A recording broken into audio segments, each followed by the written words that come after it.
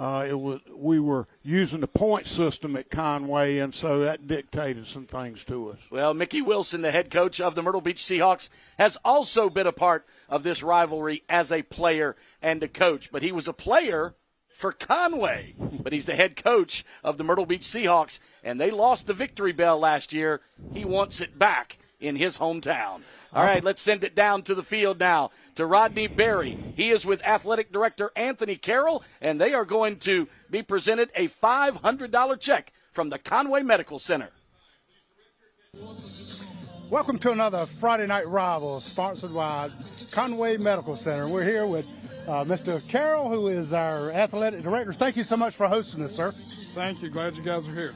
Yeah, what a beautiful night for football. We're going to get started here on this new turf. Tell us a little bit about that. Oh, man, we're just super excited to be on the turf tonight. Appreciative of the initiative of Horry County Schools to make this possible for all of our student athletes in all sports, not just football. And we can't wait to play this game tonight and have a good time on this turf. Well, this is a big rival here, true to the name. So we're looking forward to tonight. Yes, we've got something real big to present to you now. This is from our friends at Conway Medical Center. And this is a big check they have here, sir, which they do every week. And it's for $500. What's your thoughts on that? Thank you. We appreciate it. If we could put that money to good use here at Conway High School. Well, they're so supportive of our local sports, and we appreciate them. They definitely are. We're very appreciative for all they do for us as well. Let's have a great night. All right. Back to you, Chuck and Allen. Thank you, Rodney, and I know that $500 is much appreciated by the Conway community and the high school here. And, Coach, field looks a little bit different than the years you coached and played on it. This was the last school in Horry County to get the field turf, and it looks great tonight. They're about to do a ribbon cutting, or maybe just did, for this first game here at the backyard. Yeah, and I think the thing that's so neat about the turf is what's on the sideline as well. And they did a great job with it. It looks fantastic. And it's something that's been in the vision for quite some while, actually, really back in the mid to late 90s.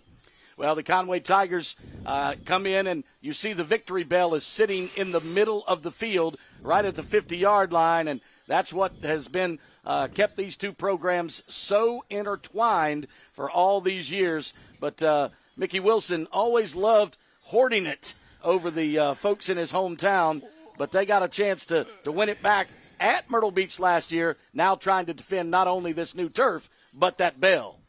You got that right, because they can say it doesn't mean anything, but it does. Oh, it absolutely does. I'm going to let you talk about that as we get unfolded here under the well, we still have sunshine. It's a little bit warm. They have decided to push the start of the game back to 7:20. The clock is rolling, maybe 7:30 because of the temperatures, but we'll have this game started within the next half hour. And you stay right where you are, because the Conway Medical Center Friday Night Rivals, powered by Mr. Sparky, returns with the Conway Tigers and the Myrtle Beach Seahawks next.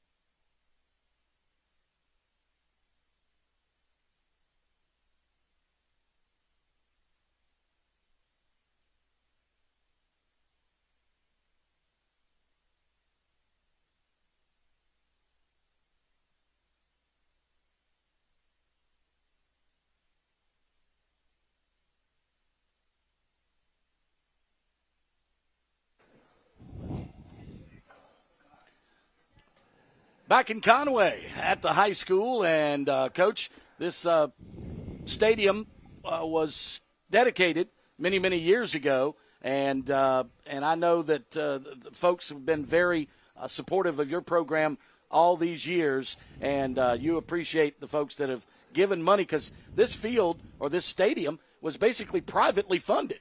It was not funded by the public. You know, Horry County Schools did an initiative at all the stadiums eventually, but when we built this stadium, we did it ourselves, and the Conway community stepped out and did that, and I think paved the door for everybody else, and that included the field house. And there's a name on the field that I know that you'd like to say thank you to for helping put this all together over the years. Yes. Well, first of all, the field house was called the Derek Sasser Field House because those were two of the coaches that had preceded me that were very popular here, and you know, their families were instrumental in helping us with that process, and it was a lot of work that went into that. That's something I wouldn't wish on anybody. Yeah, Julius Derrick, of course, and Buddy Sasser, and we want to thank George F. Buddy Sasser for having you on these broadcasts, because he's the one that suggested that you do it. Yeah, he talked me into it, and he's most of the time giving me good advice. Well, you've been a godsend for these broadcasts. I love it. And I want to say thank you to Rodney Berry. He's new for us this year. But our longtime statistician, Paul Gable, is here in the booth with us, as is the newest member of our broadcast crew, Noah Legg. I had it written down, and he's going to be our spotter for the first time here tonight. So we don't get as many names wrong as we did last week, so we will be in much better shape there. But it's time for the Horry County Solid Waste Authority starting lineups. Horry County Solid Waste Authority protecting tomorrow's environment today. Let's start with the Conway Tiger offense. The quarterback is Devin Granger. His brother, Darren Granger, was the quarterback here for several years before moving on to college, and this is his third year as the starter. The tailback is, for the first time, starter. It's Jaquan Cadillac Brantley, because unfortunately Trayvon Washington was injured last week in that loss to the Hartsville Red Foxes, and Coach Josh Pierce told me that Hartsville got a bunch of grown men over there, and they knocked out Trayvon in the first half. But Brantley is an experienced backup, as is Justin Hill and Aaron Black. The wide receivers are Derek Grant and Jordan Bellamy. The slot receiver is Chris Quick, and the third wide receiver is Jamel Davis. Across the front line, left to right, Micah Wiley, Owen Smith, Hunter McCollum, Stephon Johnson, and Carter Thielman.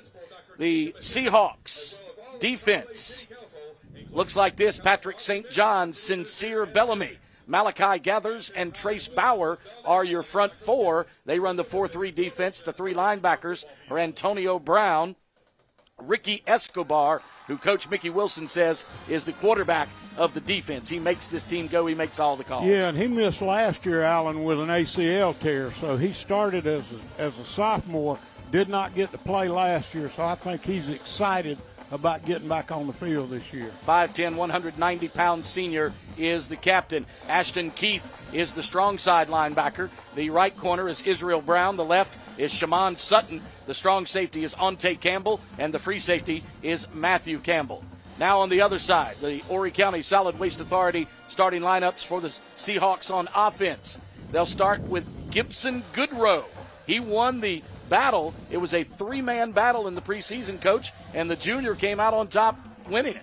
Yeah, and this is his first year playing football, Alan, altogether. Now, I think he's been an excellent athlete in other sports, baseball in particular, and I think Mickey recruited him out there based on just his athleticism. Yeah, they lost a good one in their starting lineup last year, so Gibson Goodrow, the 5'9", 160-pound junior, will start, but Kawan Brown will probably see some action before the night is through, and maybe the best running back in the area, maybe the best running back in the state, Malachi Washington, will start for his third year in the backfield, and he is excitement personified. Watch out for a huge game tonight from him. The four wide receiver set. Would you like to say something about Malachi, Coach? Well, I just think Malachi is an excellent back, but I think Mickey is is determined to get the ball to him in various ways, because Mickey wants to throw the ball down the field, bottom line, and he's going to throw it to Malachi some, I think. Well, they decided, Coach said, that Coach Wilson said last year they tried something different to try to run the football more often. He didn't like the results. They were 5-7 on the year, so this year they're going to try to get back to their old run and gun. Yeah, and they're quick strike. They want to get it down the field. They want to take their shots. They're going to try to get personnel advantages, and if they get an advantage on the outside, they're going to take a shot at it. And he feels like if he takes enough shots that way, he's going to get some big ones. Now, he talks about the air raid offense, and we'll see that and we'll give you the rest of it after tonight's national anthem, as the color guard presents the American flag and tonight's national anthem from the choir here at Conway High. Remind me to tell you something.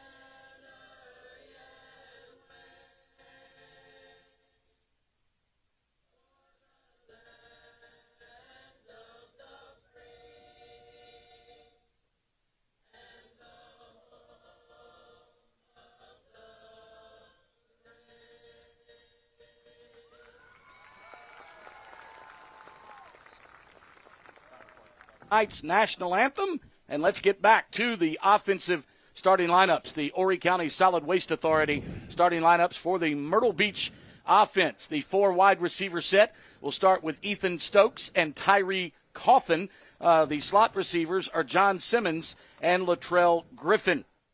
The front 5 for the Myrtle Beach offense: Brady Pickett, left tackle. The left guard is L.B. Wainwright. Logan Gauze, the center. Carmelo Robinson and Kenny Gregory on the right side of the offensive line. Now the defense for the Conway Tigers.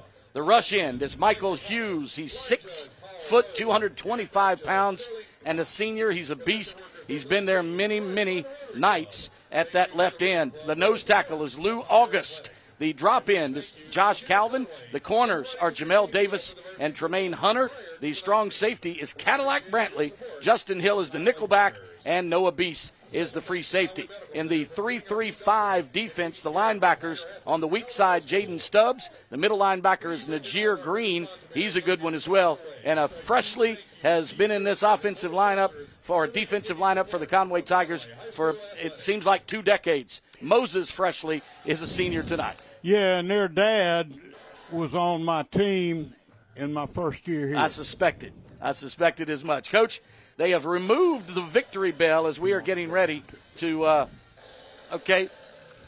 Well, we've got the mayor of Conway along with our third member of the broadcast crew on the sidelines. Rodney Berry, take it away.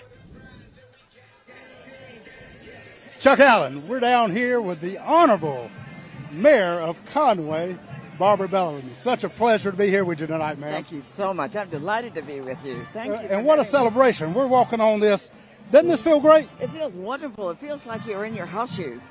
I've been on solid dirt and I've been on grass, and this does not compare. It is so much better. Well, congratulations. It's certainly a beautiful, beautiful field. Absolutely. Listen, y'all have done so many great things in the city of Conway. As a former mayor, I've just admired it and actually a little bit jealous of all that you're doing. You're very kind. We've got the best staff that anybody can take credit for.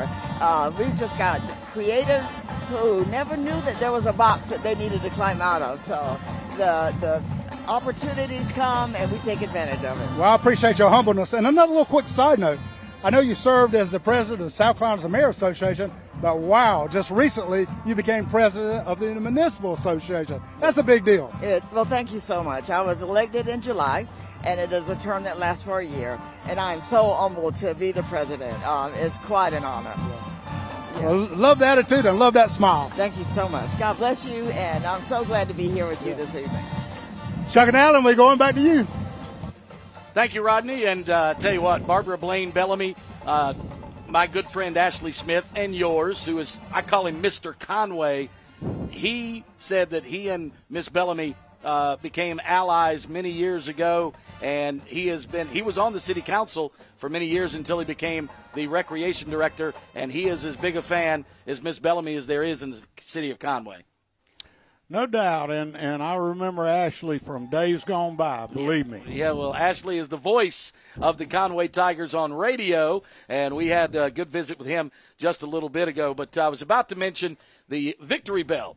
Coach, you have been, part of this rivalry since since 1983 you became the head coach. So 4 years prior to that, you were a player. After you went to the college level for a couple of years. So you know what this means to each of these communities. Tell me about that. Yeah, well, as a player, I never lost to Myrtle Beach, and they had some great teams back then. They won a state championship, I think, with the Sumter guy. They had some Sumters that ran in the backfield, and they were good, but they couldn't beat Conway. And then, when Coach Shaw was there and I first came back, the funny story about the bell, though, is I was watching out there because they had it at midfield. Mm-hmm. We started to kick off one game, and they had forgotten to move the bell. And so somebody had to run off with the team kicking off and get the bell off the field. Wow. Now, I don't remember when that was, but I was watching because that couldn't leave my mind. I remember that one. I'll bet. That is quite the memory. Hey, Coach, it's time for the Mr. Sparky, America's on-time electrician, keys to the game. And I know you have been hard at studying both of these teams all week long. Well, first of all, I like to talk with the coaches and see what they're thinking. And, when I asked Josh Pierce kind of who his best defensive players were, he kind of pointed to a couple of defensive linemen, one in the back, one in the middle. But at the end of the day, if those guys up front play well, it makes everybody's job easier. And likewise, when I talked to Mickey, he did not mention any of his front four. He mentioned his linebackers. He mentioned two of his safeties.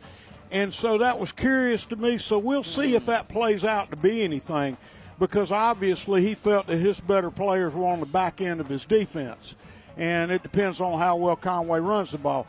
Now, offensively, I think when you look at Myrtle Beach offensively, they have 4 or 5 seniors on the offensive line. And one of those, number 51, Brady Pickett, is committed to the Citadel. Mm-hmm. So he's obviously a next-level player. And they've got 7 seniors on offense. The biggest question mark for them is Goodrow. They feel like he's got the ability, he's got the talent. He's never played football. And you step on a football field and you never played the game, it's just different from a lot of other things, because a lot of things are coming at you. Yeah, he was a backup on the JV team 2 years ago, and then did not play football last year, concentrated on his baseball game, which is what's going to probably be his future in college, but now comes back as a junior, and wins the job in a 3-man battle. Well, absolutely, and there again, the bottom line with Mickey, he wants to throw the ball down the field. Absolutely. He wants to take his shots. And Malachi Washington will be involved, but maybe not just carrying the ball all the time. Now, there again, when you go to Conway's defense, Josh mentioned 2 of his 3 defensive linemen as his key players. And that tells me that if they can handle Myrtle Beach's offensive front, they're going to be in pretty good shape. Noah Freshley back. You nickel back Justin Hill. Those are guys that they're going to depend on, one at linebacker, one in the secondary, and I promise you the secondary will see a great test tonight. Neither of these teams had seasons that they want to remember last year, Coach, but the good thing is they've got a lot of experience back. I know Mickey has 8 starters back on both sides of the football, and Josh Pierce was very pleased with the talent that he has to work with on this team this year. So there's some experience and some talent to turn around what was disappointing seasons for these teams last year. And that's, when you have those kind of years, you just got to forget it and drive on and get ready for the next one. And so you get your eyes forward, and that's what they've done. And both of them are looking toward the future. I think that Josh knows that it's going to take him some time. Anytime you come in and you put a new staff with kids, it's going to take time to integrate the things that you believe in and really get all the particulars in place. I think in Mickey's case, he didn't have a year that he wanted, but I think you'll see him turn that around pretty quickly. I know how you love to watch film. Did you get a chance to see either of these teams in their losses last week and what they might be able to point to? I said on my show this morning, coaches always say teams get better between the first and second game is the most improvement they'll make all year. Well, these teams need some improvement. Myrtle Beach lost to Camden last week 43-0, and Conway fell to Hartsville over at Kellytown Stadium 55-7. Well, first of all, in Myrtle Beach's part, they had a situation where they had 5 turnovers. Yes. And if you have 5 turnovers against a bad team, you're probably going to get your butt cut. Mm-hmm. So they're playing a good football team in Camden with 5 turnovers. So that really doesn't surprise me. Now, turnovers are a hard thing to fix sometimes, so we'll see if they can fix that. Now, on Conway's side, I think that Josh would tell you right now that strength is their biggest issue and that they got pushed around last week at Hartsville a little bit because they're a very established program. And I think Josh feels like he's got to get some time in the weight room and get, just get his kids stronger. However, you got to make everything you can out of this year. And I don't want the Conway crowd to think that it's going to happen overnight for Josh, because it's not. It's going to take him a little while to get it like he wants it. But I've seen a lot of promise in what he's had to say, and I've been by and seen some practices and stuff and been very pleased with just the staff that he's been able to put together, number one. And number two, I like his work ethic. Well, he comes from a great program over at Lamar. Of course, he grew up in North Myrtle Beach, so he knows all about this rivalry between the Tigers and the Seahawks. And I did speak to him yesterday. He said that Hartsville, they got some grown men over there, and they got McDaniel and co. at running back. They are as good as they come in the state. And this quarterback for Hartsville can throw. He said they might be better than the state championship team of 2 years ago.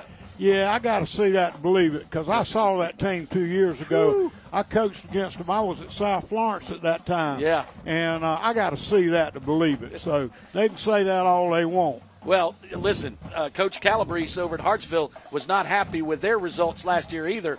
He made a point to turn it around in a hurry. So Hartsville, you can bet that they will be right there with South Florence, who is picked up right where they left off in this region. Yeah, and, of course, South Florence is going to struggle a little bit offensively just because of the guy taking snaps. Now, they got a young guy that's going to be a good player for them, but it's hard to replace that kid. Now, defensively, they probably going to be a little better because they got a lot of those guys back.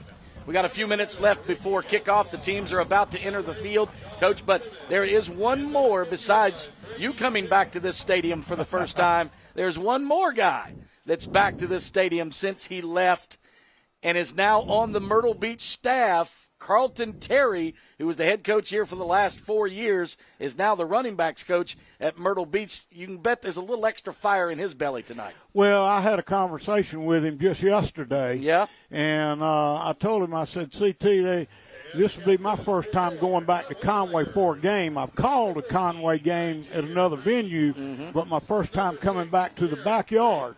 And it kind of feels weird, but I said, it's probably not as weird for me as it is for you.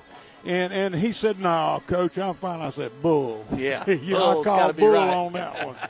Because, I mean, he knows every one of these kids intimately. Absolutely. Because he coached them ever since they were in JV. Well, and I applaud Mickey on some of the hires that he's made. Absolutely. He hired Jamie Snyder from Loris, and Jamie is an excellent football coach. Might be one of the best offensive line coaches around. He was on the first staff with David, Coach David Bennett at Coastal Carolina. And he was able to hire Jamie, and now he's turned around and hired Carlton. So you got to appreciate that he knows what he's looking for. And he knows good coaches, and he knows that he's not, he's just the overseer.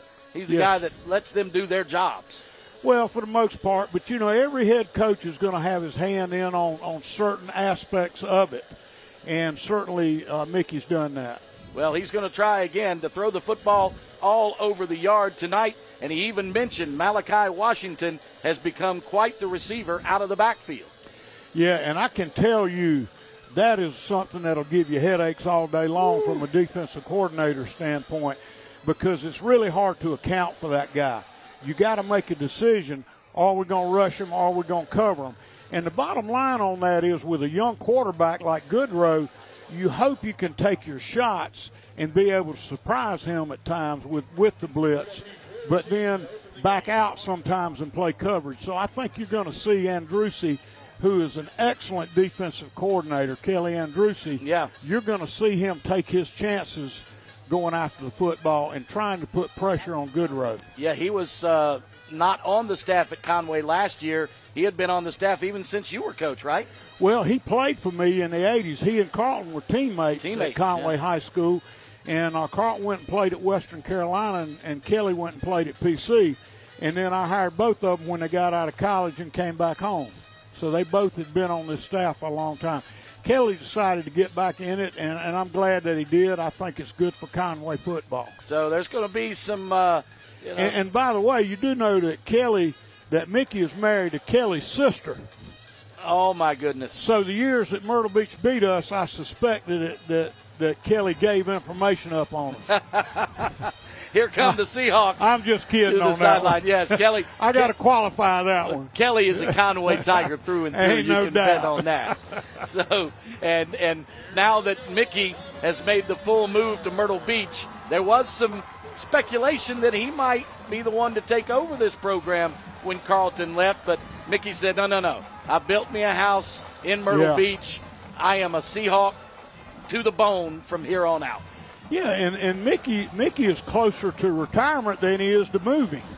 Yeah, exactly. Hey, listen, he wins a couple more state championships, he might think about it. That's it. He's got a couple already, so good for him. And now Josh Pierce, who took the Lamar Silver Foxes deep into the playoffs last year and was named the 1A State Coach of the Year for that one-year effort of the Black Nasty, like I like to call him at Lamar. He saw his opportunity to come back to his home county and take over a storied program here in Conway. Like he said at the Conway National Bank Kickoff Classic, I loved what he said. He said, I want to coach where people love football, where they want a winner. And they love a winner in Lamar, and Conway wants the same. Well, there's no question about that. I remember having a conversation with Coach McKissick when I first came back to Conway, because we started playing those guys, and I said, Coach, I don't understand. I said, we were 5-5 our first year at Conway, and people were complaining about this and that. I said, and the next year we won 10, and they still complaining. And I'll never forget, Coach McKissick looked at me and said, Chuck, that means you're in a town that loves football. What would you rather have? Somebody that didn't care or somebody that loves it? And I've always kept that with me throughout my career. All right, the teams are on the field now, and Coach, let's get ready, get our game faces on as well. The Conway Tigers in all green tonight with the yellow helmets, and Myrtle Beach in all white with their silver helmets. And we are going to bring in our kind of stand back there and go get our spotter here between us, Noah Legg, who is the quarterback on the Conway JV football team, and he's a big old fella, tall fella, not big like me, but tall. And so, if he was like you, he wouldn't be a quarterback. You're right about that. All right, the Conway Tigers are going to kick off. Myrtle Beach won the toss and decided to take the football first, so Conway is going to kick it off from right to left. And the kicker for the Conway Tigers is LaRue Hedges. And I think you're going to see him probably kick away from Malachi if he's got a choice, because I wouldn't want to put it in his hand in the open field. All right, the official is going to give him the go-ahead. He puts toe to leather, and we are underway.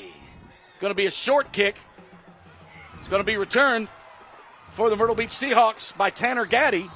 And Gaddy brings it all the way out to the 40-yard line, so a good return for the Hawks and puts them in a way, puts them in a chance to go 1st and 10 from their own 20. Coach giving direction to our new spotter. This is a first chance for us to have a spotter tonight, and we need to focus that camera a little bit. Alan, I think you're going to see Myrtle Beach come out slinging the ball right off the bat. I'd be surprised otherwise. Especially they've got a little void out here in the secondary on this side. They got a lot of people in the box from Conway. Goodrow takes the snap, hands off to Malachi Washington. Washington across the 45 to the 46. And I think the first one there was Jaden Stubbs, the wheel linebacker, and then he had a host of Conway Tigers. 4 yards to the first down. So second and 4 for the Seahawks in those silver-domed helmets. And out of the shotgun, he's got Malachi Washington to his right and 3 receivers to his left. He hands to Washington again, and he is bottled up in the backfield for a 2-yard loss. It's going to be 3rd down and 6. And Alan, they had a heavy offense then. They had quads to the left, and Kelly Andrucci sent the house to the right or to the left, and they were able to bottle Washington up and cause him to lose a yard. The officials stopping play right quick, having a conference in the backfield. And I do not know. It's going to be, it says 3rd and 3. They must have started at the 38. I thought they were at the 40 to start. So it's going to be 3rd down and 3, even with a 2-yard loss. And there's still a lot of confusion. Players coming in off the field. Myrtle Beach taking their time over the football. 3 receivers to the near side. They've got a man in motion. That is the tight end. And they hand off to Washington again, and Washington is going to be chased out of the backfield, but he's not going to get there. 2-yard loss once more. Man. And that was Moses Freshly, and if you want to run it anywhere, you want to stay away from him. And there were some others that helped string that thing out to the sideline. And anytime you can make a back like Washington run horizontal, you've done your job. So it's going to be 4th down and a long 7. And Myrtle Beach is going to bring on the punting unit. Yeah, Myrtle Beach likes to leave their punting team on the field as long as they can so that you can't get set out there and then they'll run them on and punt the ball, which is a good philosophy. Justin Hill is back to receive the kick for Conway. Stands at his own 20-yard line. The punter for Myrtle Beach is Rayvon Green. He stands at his 19. Kicks it away. It's a good one, end over end. It's going to bounce in front of the receiver. He's going to let it roll inside the 20, inside the 15, all the way down to the 13-yard line. And the Conway Tigers. That was Justin Hill, a senior back there, and he's got to feel that ball, Alan. He got about a 15-yard roll on it, which pinned him down to the 13, and that puts him in a bad spot to start off with, but that's one you got to catch. The Tigers will start deep in their own territory. Quarterback Devin Granger with Derek Grant, Jordan Bellamy, Jamel Davis, and Chris Quick as the wideouts. He brings 2 to the near side, splits 1 to the right, and he's got Quick in the slot to the boundary side. And I'm curious to see how they handle him up front, and Myrtle Beach is dropping their end off, just employing a 3-man front right now. Quick in motion. He hands off to Cadillac Brantley. Cadillac Brantley gets stuffed right at the line of scrimmage, and he may have lost 2. Yeah, it looks like he did. Well, and that tackle was made by Ashton Keith, who was a strong side linebacker, but the defensive lineman did a good job penetrating in. It looked like they got across the line of scrimmage a little quicker than they should. Conway's trying to make it 2 in a row in this series. They won last year 33-28 at Doug Shaw Memorial Stadium. 2 years prior to that, because of the pandemic, flooding, and who knows what all, they didn't play. So Conway has been without the bell for a while, and now with Granger just about to the line of scrimmage, sends one out to the field side. Derek Grant, the intended receiver, but it was short, incomplete. It'll be 3rd and long. Yeah, and Granger did a great job stepping up, man. He had to step between things. But the thing that Granger does so well is he keeps his eyes down the field once he's moving. He saw his receiver but couldn't get the ball to him. So a possession down for the Tigers. Man in motion. To the near side is Chris Quick. Quick stops. 3 receivers left. And they're going to go across the middle. He's got a man wide open, caught at the 35 to the 40, 45, 50, and he's got a blocker. 40, 30, 20, 10, 5, touchdown, Conway with 8:35 on the clock. And I think if you'll see that throw again, he was the inside receiver. And you can see the replay right here. He was the inside receiver. And the safety, what Conway had told me they were going to do is he's going to employ a lot of motion simply to try to get Myrtle Beach to commit to a 2-deep, 3-deep. And he caught him trying to convert then, and I think split the seam and touchdown. Great call, great play by Devin. And, of course, Devin Granger on that Carolina Cool touchdown. Now, what we got down here, Alan, is a water bucket, and what he told me is that he was going to run it the first time, but it helps to catch it. Yeah, well, they come up with it. I believe Freshly just will hit the ground. But anyway, people that run the water bucket like that, typically what they will do is they will line up and see how you're going to line up. Well, Noah Freshly is taken down in the backfield. The 2-point conversion is not completed. So the Conway Tigers lead at 6-0 with 8:32 to play in the first quarter here on the Conway Medical Center Friday Night Rivals, powered by Mr. Sparky.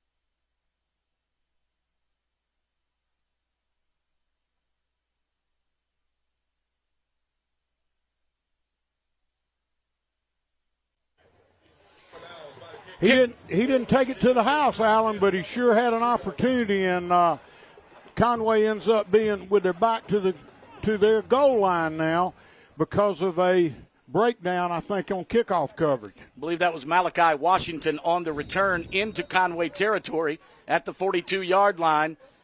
3 receivers to the right and 1 to the left. Single setback with Goodrow.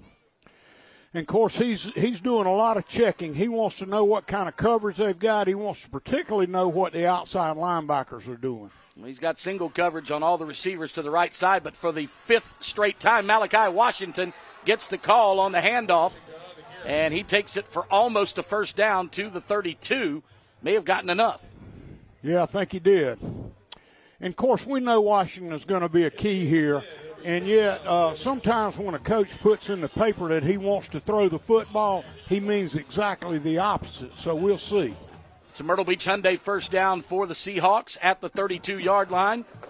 Single setback to the left. I gotta remember to Single back pistol. Singles to the left and 3 to the right. Coach, if you do that, put your cough button when you talk to your spotter, please. And at the 31-yard line. Yeah, and that was made by Najir Green and Moses Freshly, and I'll tell you, they didn't have a chance then. Great job up front, and it is playing out that those guys are playing well up front because, again, 3 of his guys were people he felt like we needed to see. Yeah. 31-yard line at 1-yard pickup. It'll be 2nd down and 9, and they have brung all their tight ends in and 2 upbacks. They're in a power formation here And this is what they call their hawk formation, Alan. Right, the wild hawk. They're going to snap it directly to Malachi Washington, and Washington is going to take it to the house. Touchdown from 31 yards away. And he has carried the football every single play, Coach. Mickey says he's going to throw it all over the field, and he's handed the football or snapped it to Washington every single time. And I told you coaches don't always tell the media the truth. Yeah. Well, Malachi Washington, I said he was excitement personified, and that is a Carolina Cool touchdown. And with the extra point, Myrtle Beach can take the lead. Yes, they can. And I always hated chasing that 1 point. You've heard me say that before. So it looks like if Conway's able to get back on the board, they're probably going to be forced to go for 2. Penalty flag is down before the snap. Kawan Brown is the holder, and Alex Rennie is the kicker. Now, Rennie has got a strong leg. He can kick it from about 40 if he has to. Well, you know, Alan, so far most of the offense has been big plays. Conway had an 89-yard touchdown pass, and Myrtle Beach had a 31-yard touchdown run. And both of those drives took less than a minute and a half. And Coach Wilson declines the offside penalty by the Tigers, so he's going to take the snap. The kick is up, and it is right down Broadway. 7-6. The Conway Tigers lead it. Or excuse me, the Myrtle Beach Seahawks lead it now 7-6 with a 7:29 to play in the first quarter. Again, our spotter is Noah Legg. Our statistician is Paul Gable. On the field is Rodney Berry. Coach Chuck Jordan is with me, Alan Smothers. And the Friday Night Rivals, powered by Mr. Sparky. Tonight's closed captioning is exclusively brought to you by Bath Fitters.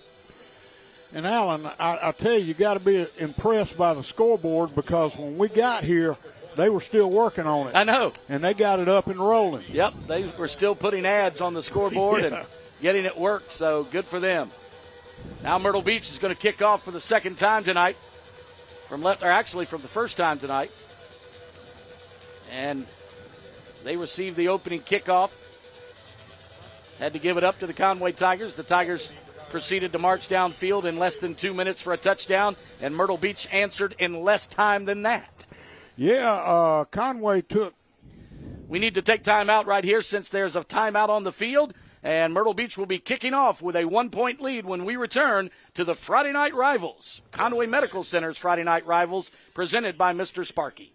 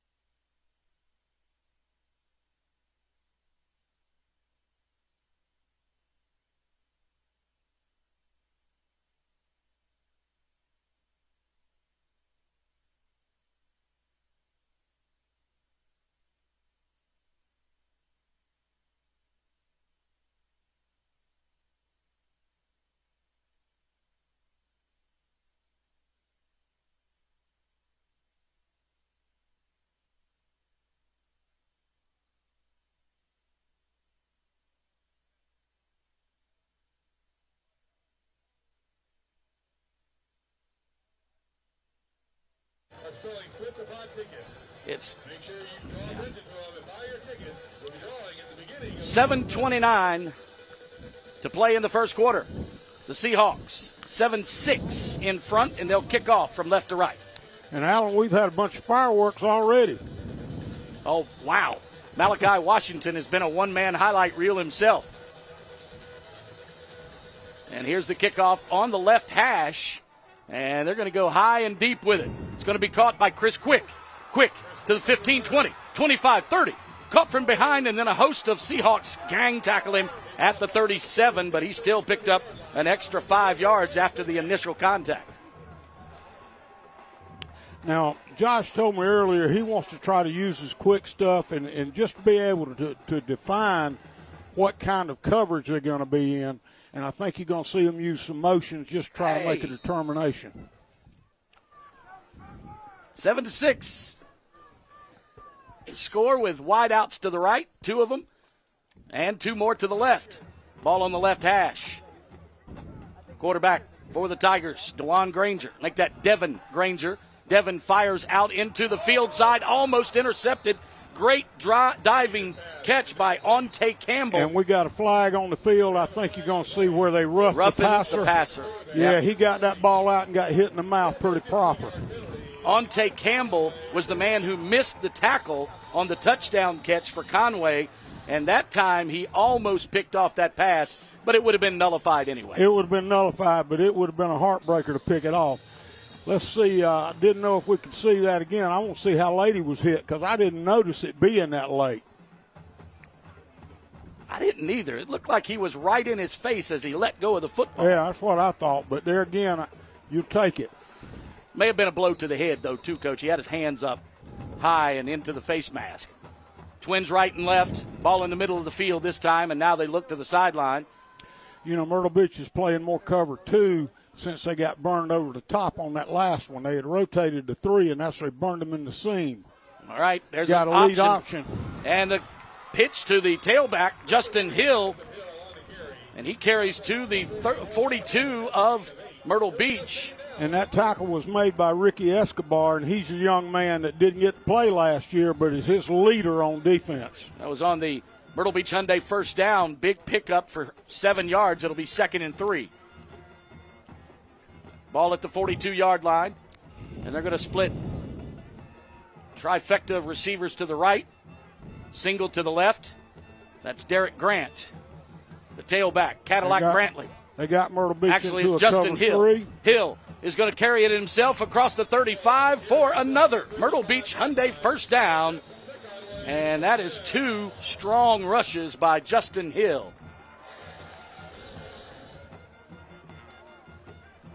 Yeah, they look better running the football here. You know, in the first series, they didn't get anything on the ground. Matter of fact, they went backwards. So it's refreshing to see that they are able to move them a little bit up front. I want to see how the game develops in the trenches. That's going to be important. Conway got their play call in a hurry. No huddle offense. Hand off to Hill again. Hill trying to look for the right corner, but he runs into a boatload of Seahawks, led by Patrick St. John. And that was Elijah Bellamy, it looked like, that led the tackle on that. And there again, want to see how those guys play going forward. But they've done a pretty good job up front for Myrtle Beach. Devin Granger, Patrick Hill running at tailback this entire series. It was Cadillac Brantley in the first series, but Hill's done a great job, sends a man in motion. That's Jordan Jenkins. Jenkins lines up in the slot. 3 receivers to the right. He's looking that way, going downfield. He's behind the defenders, but it's too tall. Incomplete, deep in the end zone. Yeah, that was a tough one. That was to Chris Quick, and he just overshot him just a little bit. That post cut's tough sometimes. Mr. Sparky, you can replay see right Coach. here they got a linebacker in the middle, and he really did a good job getting behind him. He just missed it. Those post cuts are hard to throw sometimes just because of the angle, and that's what you don't understand. I think his angle was off a little bit there. But he got 2 steps behind that defender that I'm sure Coach Wilson will not be happy with. And they're at a 3rd and 9 right here, and I'd say they're in 4-down territory. So I was going to say, don't be surprised to see a run. Hill right up the middle, and he's got the Myrtle Beach Hyundai first down close to the 20-yard line. And that was a heck of a run then by Justin Hill.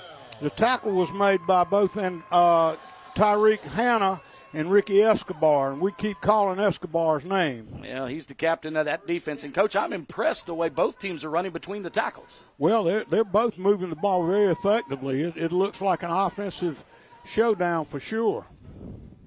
Granger with Hill to his right. No, that's actually Quan Brantley.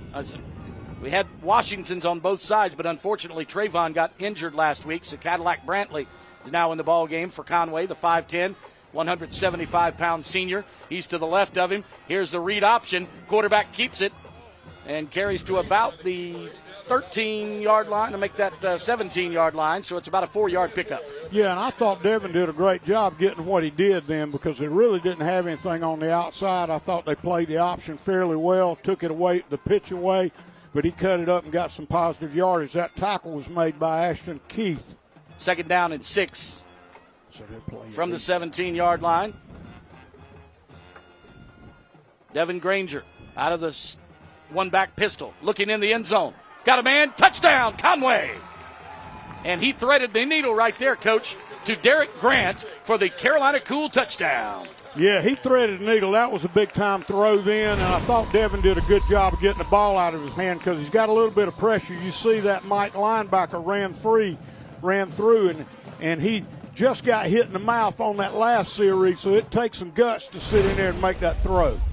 Boy, just what we expected. All right, let's see what we get here. You're chasing that 1 point, Allen, Yeah. So do you go for 2 or do you kick it? Well, I think he just put And I think he's looking to see if he's got any kind of advantage over there, and if so, he's going to run that football.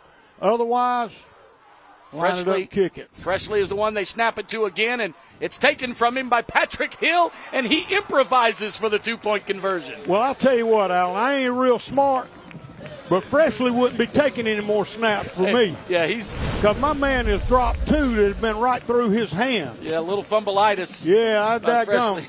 And Hill said, no, I'll take it. Thank you very much. Well, that looked like the Bad News Bears, but I'd rather be the Bad News Bears and score. What'd we say in the pregame, Coach? Doesn't matter how. They asked how many, right? That was an 8-play, 63-yard drive with a 17-yard touchdown pass, 2 minutes and 50 seconds. We've seen a lot of offense, and, man, I tell you what, if it keeps going like this, we'll be talked to death before the night's over with. But, Coach, we had the extended pregame, and what were we talking about? Myrtle Beach and the air raid and Conway and their ground attack. 2 touchdowns through the air by the Tigers. Touchdown on the ground by the Seahawks. And that's why you shouldn't bet on sports, Allen. Oh, believe me, I've learned my lesson. I do not wager. I do not know the man who makes the book any longer. Allen, I would appreciate it if you wouldn't be lying up here in the booth today. I do not. I have had too many bad beats over the years, Coach. Here's the kickoff is deep, and it's going to bounce, and then they're going to have to pick it up and bring it out from the 15. That may have given him just enough time to put the coverage team on their heels, but it's returned. Yeah, I thought they made a heck of a tackle up there, and I failed to tell who it was. I think it was actually number 99, Akimo Granger. Rayvon Green was on the return for Myrtle Beach. They're down 14-7 now. And thank you to Conway Medical Center for donating $500 each week to the host school. In total, our local schools will receive over $5,000 this year. I see Conway changing their secondary around a good bit, too. And what Myrtle Beach is trying to do is get a look at their defense to make a determination on what they're going to throw. And you can see right there. And that was just a drop then by number 13. Who would that be? Ethan Stokes. And that's our first pass tonight by the Seahawks. Well, that's hard to believe. But at the same time, you can see here Conway ended up rolling the safety back, and Myrtle Beach was sharp enough to make the throw right into that zone where they were. They just didn't make the catch. Should have been a Myrtle Beach Hyundai first down, but instead it's 2nd and 10. Malachi Washington out of the single back pistol. Twins to the right, one to the left. He sends a tight end in motion. That's John Kelly. Kelly now will be the lead blocker for Washington, who's got open running room across the 40 to the 42. He'll be about a yard short of a first down. Yeah, and that was Lou August that made the play, but I thought Washington made a great cut in the line of scrimmage. Yep. The linebacker overplayed it just a little bit, and he was able to get back into that seam. And that's what separates him as a back. He's got great vision, and that was an example of it. Both offensive lines are getting good push tonight. They really are. Myrtle Beach up over the football with 3rd down and 1. Very tight formation. Here's the Wild Hawk again. Washington is going to take the direct snap with 2 upbacks and a lead blocker. The lead blocker is number 10 for Myrtle Beach, Alex Minter, and I don't think it's enough.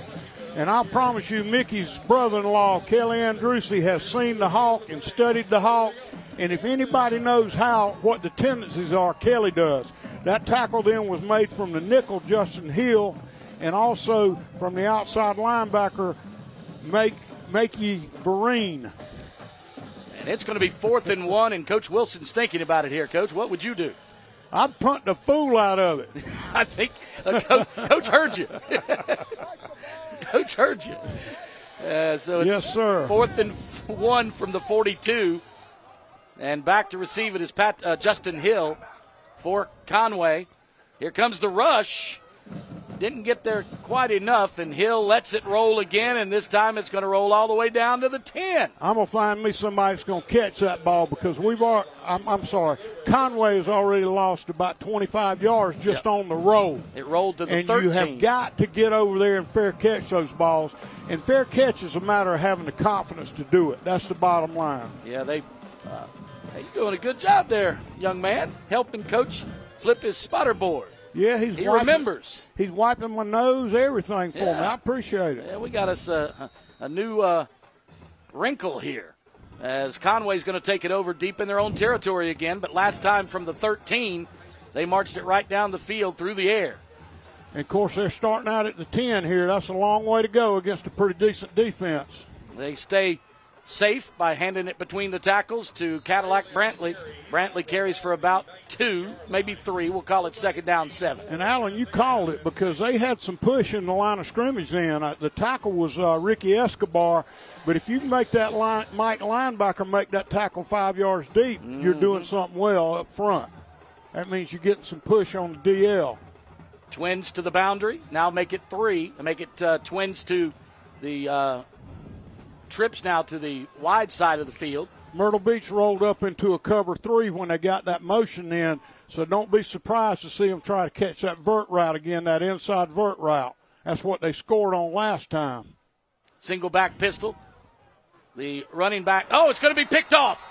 Right at the 20-yard line, he threw a bullet, and it was pulled down by Ricky Escobar. And that ball, I got to see that again because that ball should not have been that low coming out unless somebody got their hand on it. No, it was a strike between it came out strong. The numbers. Threw it right to him. Ricky just rose up and picked it off.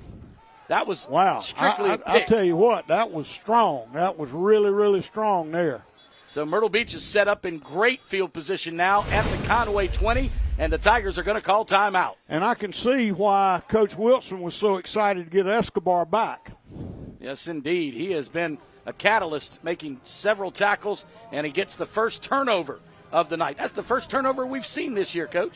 Yeah, we didn't see a thing last year, and I think last week Aina ran the ball about 150 times and never turned the ball over. And it was a well-played game with Wilson and Aina last week. All right, during this timeout, let's send it to a pre-recorded package from the Conway Medical Center. All right, Dr. David Beck joins us now, orthopedic specialist in terms of foot and ankle. The most common injury in terms of athletics is the ankle. So I know there's a lot of kids out there that have ankle issues. What can they do if they come see you? So typically I like to see people pretty quickly after an ankle injury, really just to get it settled down. For an athlete, I'd like to give a boot just to really calm it down and get them back to sport as quickly as possible. Usually to get them back, we'll start physical therapy or use their trainers to get them doing strengthening, stretching, and proprioception, which is kind of our understanding of where the body is in space, to get them stable and back out on the field in safe conditions. You know, most of the time, an ankle injury is a minor ankle injury. How long is rehab for that usually? How long are they usually out? Usually with a minor ankle injury, you can be back within a week, 10 days. When it gets more serious, that's when we're looking into the 2 weeks to a month really getting back, but that's more rare. Alan, the play that we missed here on first down, Myrtle Beach ran off tackle out of the hawk formation and gained about 5. The tackle was made by Najir Green, the middle linebacker for Conway. The last time they ran that play, it went for a 31-yard touchdown. Yes, it did, and usually that play pops open or doesn't. Empty backfield for quarterback Gibson Goodrow, and he's going to go into the end zone, and he throws it right to Cadillac Brantley. Brantley brings it out of the end zone. Maybe he should have just taken a knee, but he gets it out to the 10-yard line. I was thinking that, but I wanted to wait until he got his run before I piped it out. But that is a big play for Conway, but nonetheless, they still got 90 yards to go, and that's tough. So we've seen 2 turnovers here in a matter of seconds. You can see here Goodrow tried to hit that post route in there, The guy, they ran 2 outside routes and 1 up the middle. He tried to go in the middle, and Conway had it covered. Boy, Kelly Andrewsy did a nice job defensively on that play. He had 5 defensive backs in the end zone and only 2 receivers. Well, and that's what I'm saying, Alan. You take your chances there, and Kelly knows when to take them. So they bring it back out to where they had the football to start on their last possession at the 10-yard line as Granger fumbles it, picks it up himself. Now he throws it out of bounds, probably the smartest thing he could have done right there, even though he did have a receiver open on the field side. He just got rid of it. Mickey's trying to fuss that down, but it went over his head. It might have been 20 yards over his head, but that doesn't matter. It doesn't matter. He scrambled his way out of the box. He threw it across the line of scrimmage. That's all that matters.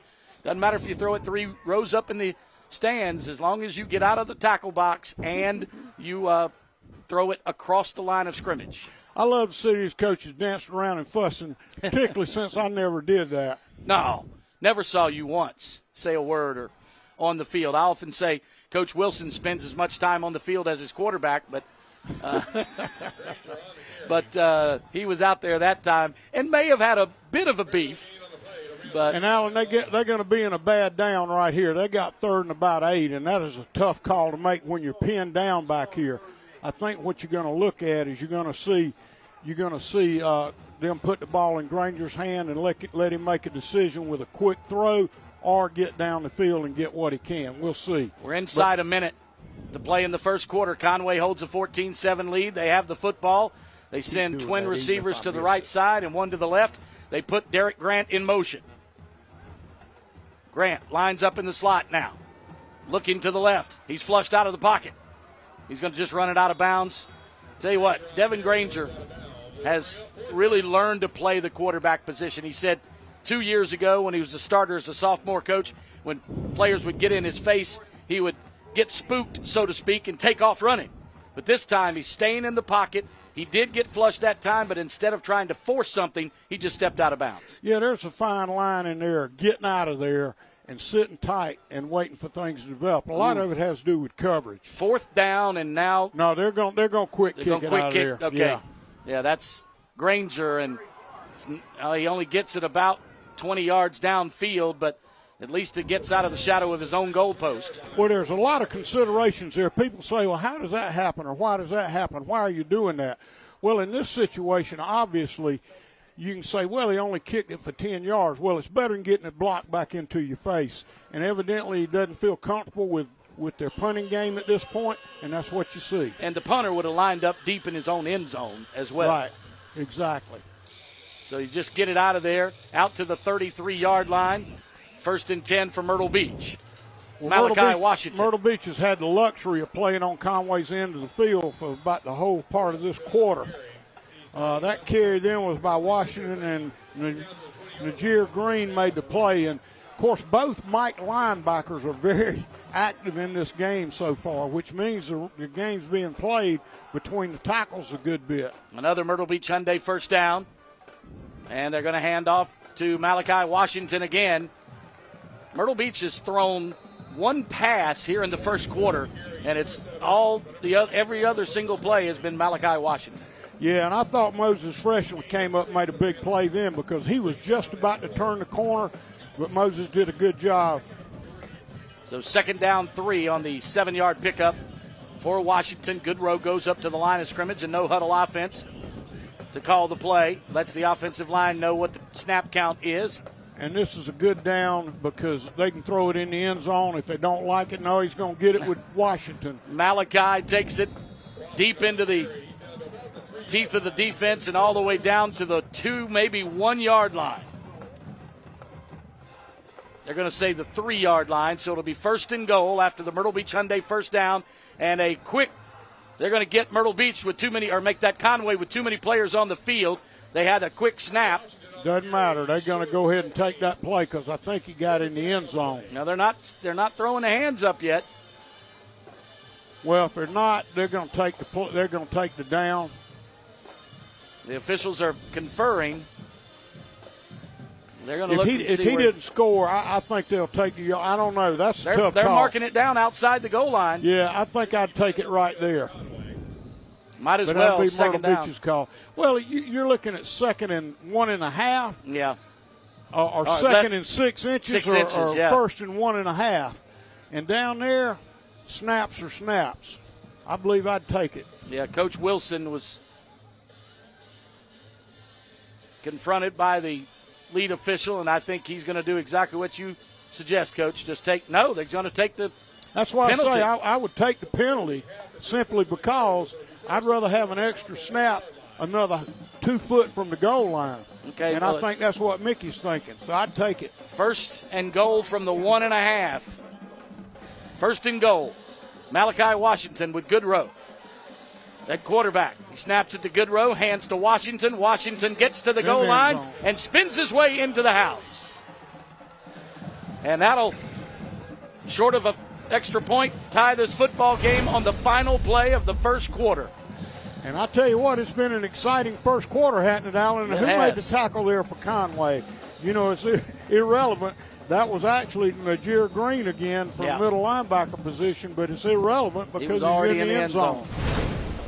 Alex Rennie is on to add the PAT, which he did perfectly last time, and it'll tie us up again. Here's the kick. It is up. It is high. It is good. And we are knotted at 14 as the first quarter has come to an end. It is Seahawks 14, Tigers 14. As we go to a timeout, we'll come back with the second 12 minutes of the Conway Medical Center Friday Night Rivals, powered by Mr. Sparky.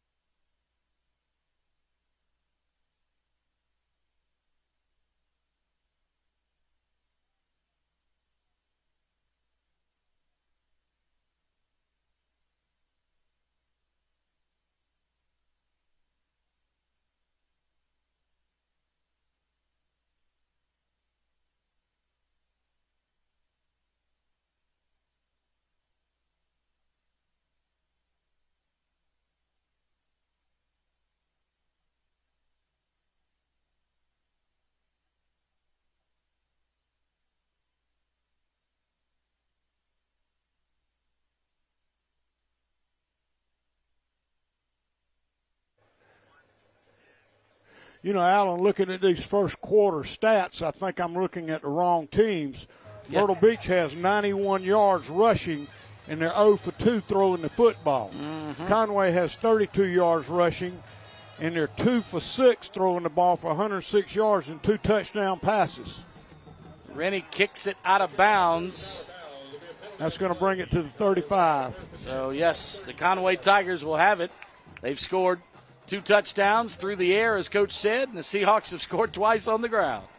Just the opposite of what we thought we would see tonight, or what we were told we would see. That's right. We got some lying coaches is what it boils down to. And so the penalty brings the football out to the 35. They'll place it on the right hash, and the Tigers will send Justin Hill out with quarterback Devin Granger. Tell you what, I've been impressed with Granger's decision-making tonight. Yeah, he's growing up, and you know, unfortunately, he played with such a poor line last year that he just scrambled for his life all the time. And I see him getting out of there a little too quick still. But you know what? It takes some time to get back into that groove. Trips to the left, one to the right. And again, Hill, he's got a blocker out in front, but a nice job from behind making the tackle. Ricky Escobar again. And, you know, Alan, I hate to say what I'm getting ready to say, but we hadn't seen a lot of flags on the field. We've seen very few. It's been a well-played game by both teams. Don't jinx it, Coach. I know. So we had a great game last week. If we had a dozen penalties, that'd be surprising. So let's just keep this rolling. And, again, we're kind of dumbfounded by the offense of both teams so far. In motion, Tremaine Hunter comes this way, and they're going to option it out to the tailback, Hill.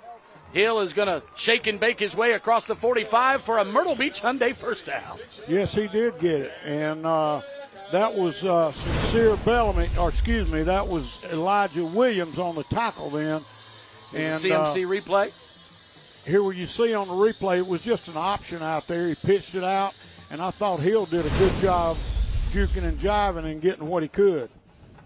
Out to the 41, make it the 46. So it's 1st and 10 from right there. Conway moving the football again. Man in motion. Tremaine Hunter lines up in the slot. They hand off between the tackles. And this time the Myrtle Beach front four stand up.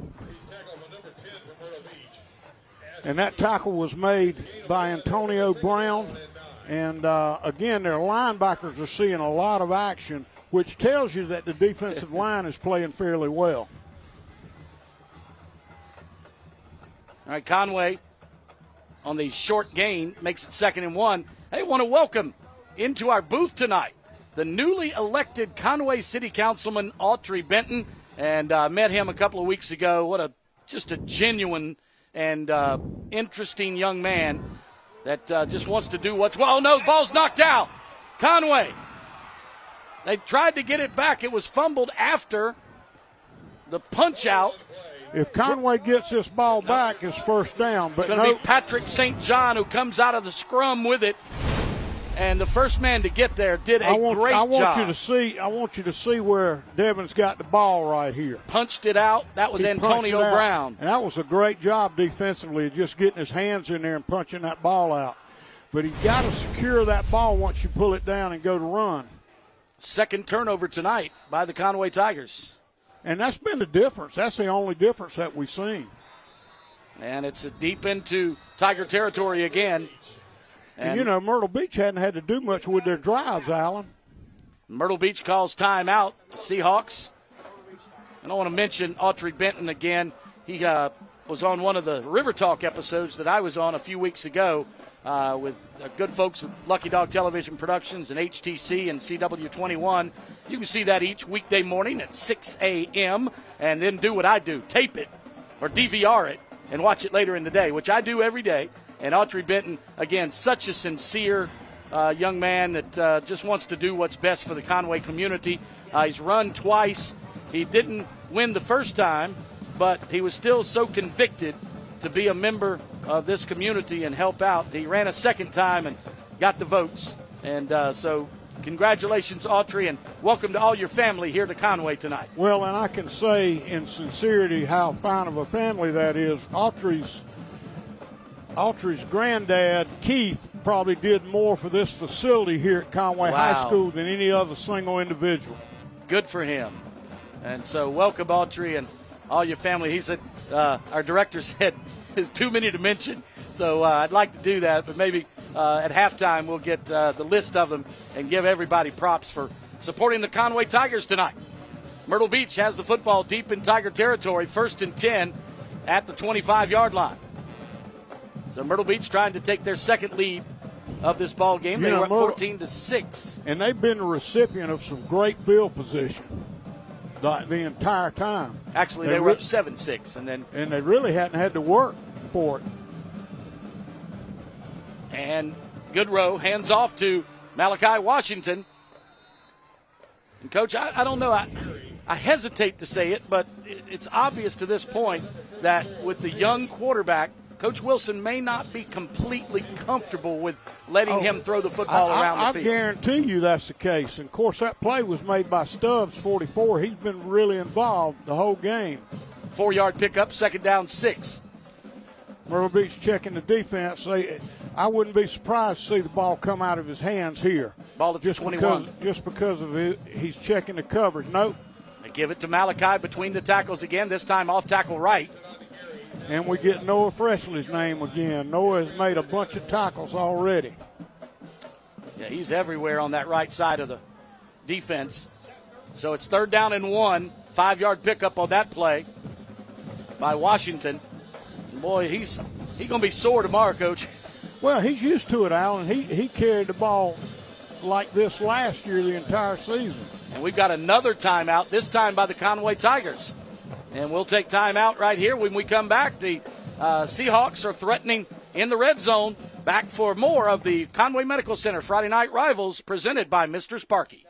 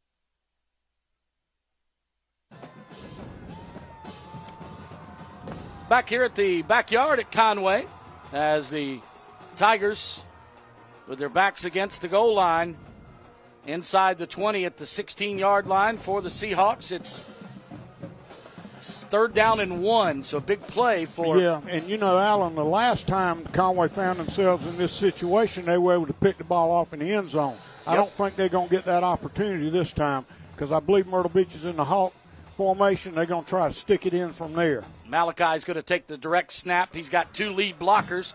He's cutting it to the left, and he's got a lane to the end zone. Touchdown, Myrtle Beach.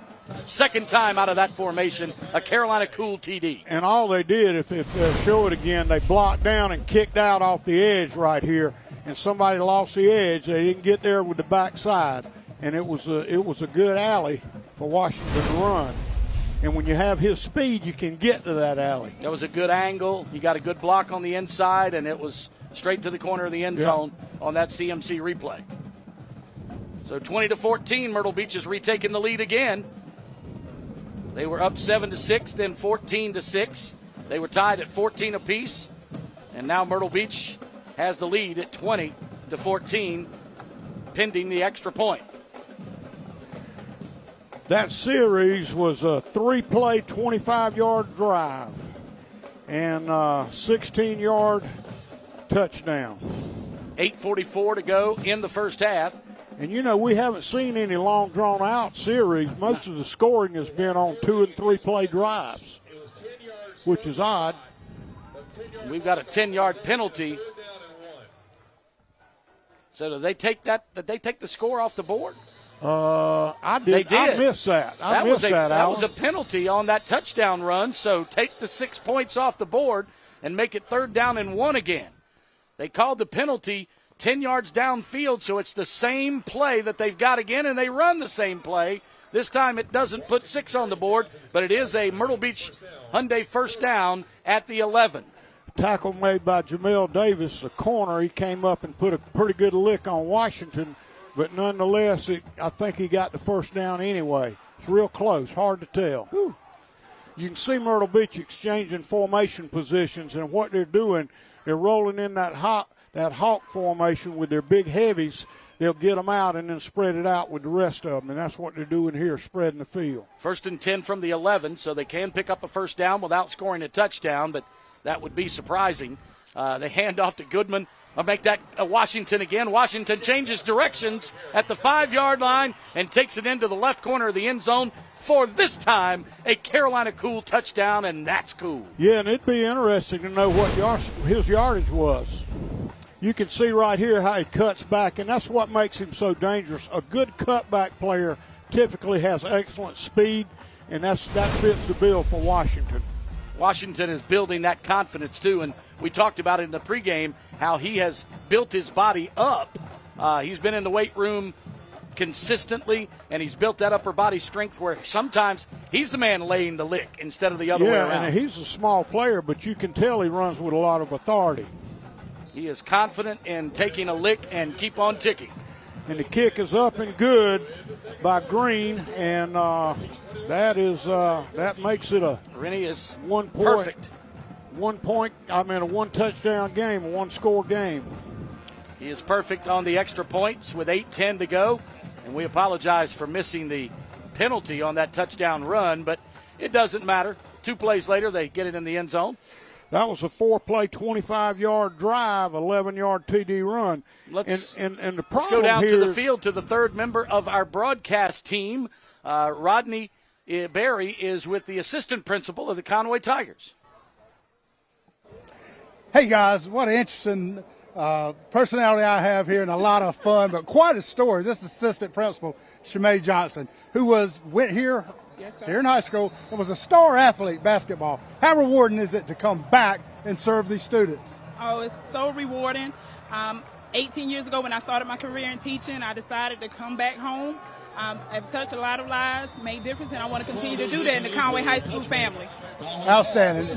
Thank you so much for spending time with us here tonight. All right, and what an exciting game, huh? It is a lot of pride and tradition here, so we're excited. We have such a good crowd. We had our new turf field, and the students are leveling up to play ball tonight. You're going to be hoarse because you're yelling louder than anybody over here on the sideline. Yes, sir. Excited tonight. Our kids have been pumped up all week for this game, so hopefully we can come out on top. We're down right now, but we tell them to keep grinding and leveling up. Quickly share with us. There's a lot of other excitement things, a lot of academic things going on here in Conway. You guys serve your students in so many ways. Yes, sir. So this year our theme is Raise the Roar, Level Up. So we want to do that across the board. So academically, we have a lot of opportunities for our students, even with clubs and activities, of course, athletics. AP, of course, officing, our fine arts program, our CTE pathways. Students have a lot of options to find their niche at Conway High School and be successful. It's a great day to be a student at Conway, especially when Shemay's at the helm.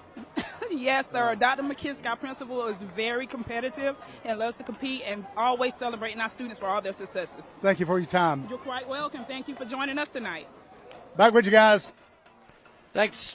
And Thanks, Alan, Rodney and Shemay. And Alan, while we were gone, we had a kickoff into the end zone, and then on first down, we had Ashton Keith come up and make a tackle for a 1-yard loss. Yeah, they pursued well on that first down play, and Alex Rennie was fired up. Man, you talk about pumped up. He didn't just kick in the end zone. He was deep in the end zone. I'd say he was in the back third.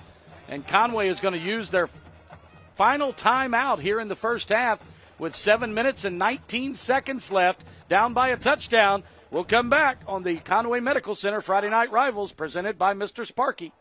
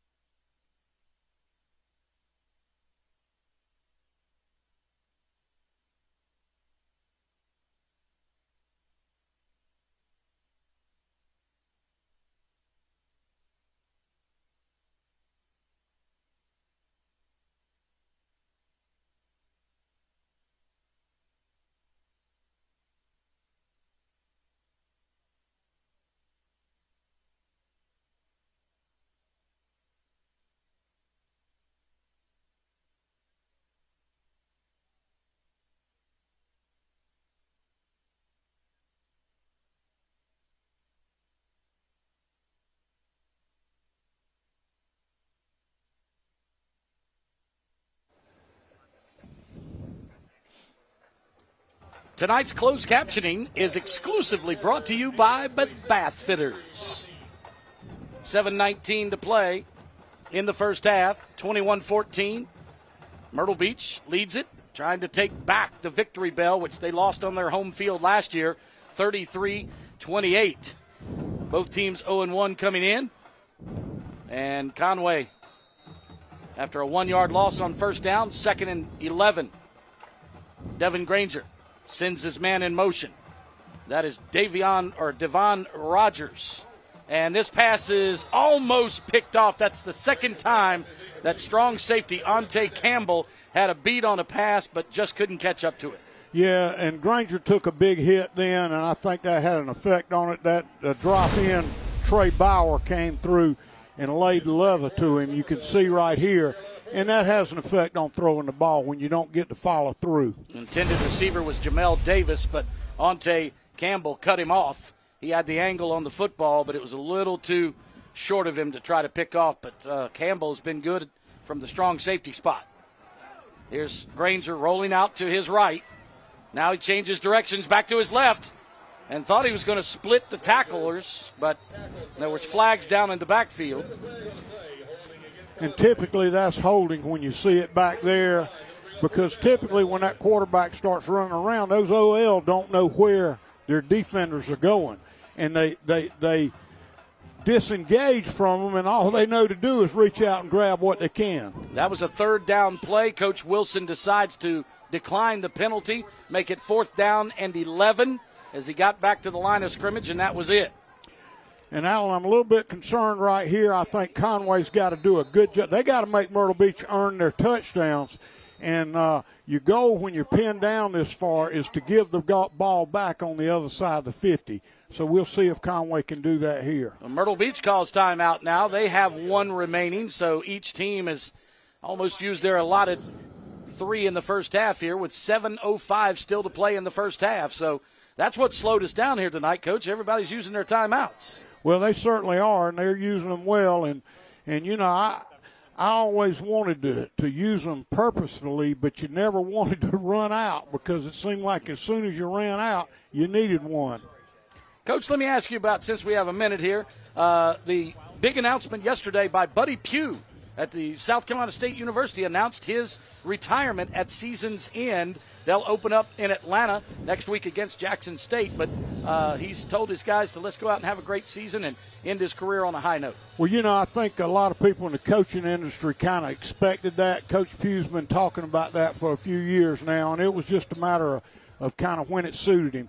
And I think what you really enjoy is seeing a guy that's had a great career like Coach Pugh has go out on his terms. Yeah, they are the defending HBCU national champions. He's won 5 of those at South Carolina State. And here's the snap, the low snap, but he gets it out of there. Nice kick from his own 5-yard line. Wow. And gets a heck of a roll. And all the way to the 40. He accomplished exactly what you want to do down pinned on that end. And that is just get the ball out and get it on the other side of the 50. And that kicker then was Lou August. Yeah. August, is that how he says his name? It's well, got an E. It's got an E on the end. Well, August, I'll defer to you, Coach. Well, you are the linguist and the English teacher in this booth. No, I was a math major. I wasn't a daggum English major, baby. I say daggum too much to be English. Yeah, there's a man in motion for Myrtle Beach, but guess who gets it? Yeah, he got wrapped up in a hurry, too, then by 14 and 44, Stubbs and Green. They met him in the backfield, but he was still able to get 3 yards out of it because he's such a darn strong runner. Stumbled forward for 3, so it's 2nd down and 7 at the 44-yard line. Need to get to the 49 of the Tigers for a 1st down. I think this drive is important for Conway more so than Myrtle Beach, just from the standpoint of how they're going in at halftime. I would agree. You don't want to be down 2 touchdowns at the break. Twin receivers to the left, 1 to the right. Single back pistol. They're going to throw this time, looking deep. And it's single coverage and a perfect strike for a touchdown for the Myrtle Beach Seahawks. John Simmons, Carolina Cool. And that one was a huge pass. And I'll tell you what, Coach Wilson's going to get real comfortable with him throwing the football if he can throw one like that. Well, what you saw something coming this way, and basically they overshifted and they put that corner one-on-one with Simmons, and that's going to be a mismatch no matter how. The key is that the quarterback was able to make that throw. He had plenty of time, reared back, and fired a strike. And again, what gives you time back there is when you're able to run the ball effectively. And that was a 56-yard touchdown pass. Thank you, Paul. Paul Gable, our statistician, and he'll have the full stats on that drive. It was a quick one. And here's a Conway Medical Center replay of that touchdown pass. And I think you can see right here, Alan, that you can't see the coverage, but basically there in cover 3, I think that safety stuck his nose up in with the crosser and then put him one-on-one with the corner, and that's a bad place to be with Simmons. Boy, Simmons looked it all the way in, too. Just a perfect pitch and catch on that play. And that was a 2-play, 56-yard touchdown pass, 59 yards. Well, they scoring about as quick as Wilson scored last week. Yeah, every time they got the football. And this game has been that way, and I think it would be real important if Conway can go down and answer here, they'll be in good shape still. Yeah, I think we're both a little stunned at how much offense we've seen here, and we still have half a second quarter to go. No doubt about it. And we got a good high kickoff on this, which either they get down the field or you can get a crease. I believe that was Hill on the return. And that was Chris Quick. Yeah, that tackle was made by Matthew Campbell with the Seahawks. And, again, this drive is an important one for Conway because what they do not want to do is give the ball right back to Myrtle Beach, because Myrtle Beach is right now able to run and throw the ball, and they can be dangerous when they can do both. Cadillac Brantley, the single setback beside Devin Granger. He'll line up to his right. And Jordan Jenkins has been the man in motion. And thanks to Noah Legg for letting us know that it was not Tremaine Hunter, but it looked like number 2, but instead it was number 8, Jordan Jenkins. And he's in the slot right now to the left. And here's the shotgun snap, the handoff to Cadillac Brantley. And Brantley is just piled upon right at the line of scrimmage. Maybe a yard pickup. Yeah, and that tackle then was made by Ashton Keith and Elijah Williams. Both came in together at about the same time then. They're going to say they really lost a half yard, but we'll call it 2nd down and 10. Barely got back to the line of scrimmage. And they're going to go 3 receivers to the field side right, 1 to the boundary left. Now they're going to split one of those receivers. That is Jordan Jenkins. He'll go to the right and put him in motion. That's going to give him quads left. No. And they're going to go deep on this play. And that's interference. We had a little bump. I think the official says it was incidental, freshly in coverage. Yeah, I thought he bumped him a little bit, Allen. It looked like that he he kept him from getting to the football, and the bottom line is that's always interference. That was Matthew Campbell then. I apologize. You can say Matthew had good coverage, and the official didn't throw a flag, so you have to call it good coverage. Yeah, he bumped him for sure, but I don't think he took him off his path. Well, I beg to differ. Okay. We'll agree to disagree this time, Coach. Yeah. I thought it was a good no call. Yep. And man in motion is Chris Quick. Quick lines up as the slot on the left, and Granger will roll that way. The southpaw throws it, and again, he says he caught it, but the official says no, he didn't. So incomplete right at the first down stick. It looked like it hit the ground from did. over here. I don't know if we can see that on the monitor, but it looked like it skimmed. Derek Grant tried to plead his case, but the official was not buying. Yeah, and you need to, because you never know. So it's going to be 4th down. I've always maintained that if the official can't see, he's going to react to the way you react. If you act real confident, you made the catch. Yeah. Sometimes you can fool them. And they can't always see because of the position they happen to be in. Pretty good coverage over there, too, by Shaman Sutton. Now, this is really, really, really going to be a tough. It's about the same spot that he was punting from last time, and they bring the house. But he got it away, and a fair catch is called for and made by Myrtle Beach's John Simmons, the guy who scored that last touchdown. And I'm going to tell you, Alan, the biggest problem is that Conway is playing on a long field. They've been playing on a long field all night. Myrtle Beach is playing on a short field. And at the end of the day, you're going to win on a short field.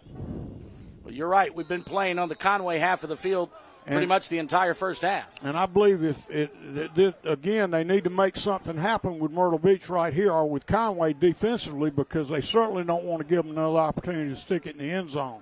Conway's turned it over twice, Myrtle Beach once in the end zone, but they hand off to Washington, and he breaks 2, 3, 4 tackles all the way to close to a Myrtle Beach Hyundai first down, about a 9-yard pickup. Yeah, and they got plenty of time to do whatever they want to do here. Flag in the back. We got a flag. CMC replay on, but I think we have a hold. Oh, and we had a punch by one of the Conway players. That might be a unsportsmanlike conduct against the Tigers, because as he was being blocked by a Myrtle Beach lineman, I saw a punch being thrown on the way down. Hopefully it wasn't intentional. Well, it sure looked like it. Yeah, my players never did an intentional punch. No, it was accidental. Yeah, for sure. Yeah, absolutely. But Josh Pierce is being talked to by the lead official, and he may be waving goodbye to that young man. Yeah, I hate to see him. You hate to see a kid do that this early in the season, because it just makes you. Of course, the other thing is you can certainly make a statement to your other kids with it. We are going to have to see. They are going to. You just saw the thumb. A player is going to be ejected for personal foul. And I didn't see who the offending party was. Let's see the CMC. Watch in the middle of your screen, towards the top of your screen, right there, the hold. Then he goes down. Well, he didn't really throw a punch. Well, yeah. Then he did a little extracurricular there at the end. Yeah, you can't. When a guy's on his back like that, you can't put your hands on him. If you want to lay there and just have a little nap, you can, but you can't put your hands on him again. Yeah, he jabbed him a couple of 3 times. And what's even worse, Alan, is they're putting themselves in a position now where Myrtle Beach could go up 3 scores, and that's going to be hard to overcome. And it did, though, he was upset because he was being held. He looked like he was being held on the play, and he thought he had a beat on the ball carrier and was going to try to make the tackle.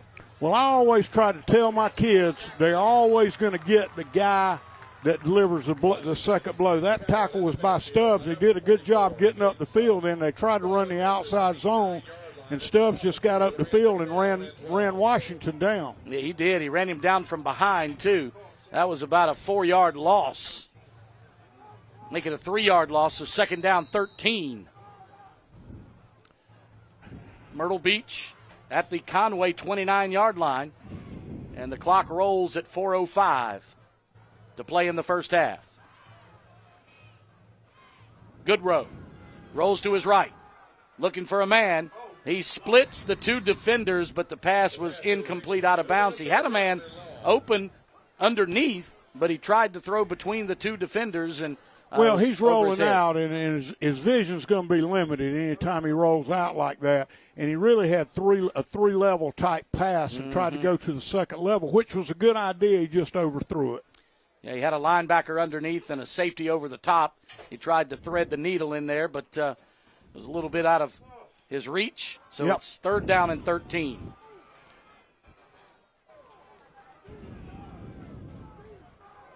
Here's the snap. They hand off to Washington. Washington is tracked from behind. Good tackle made by the Tigers. Was going to keep him short of the first down.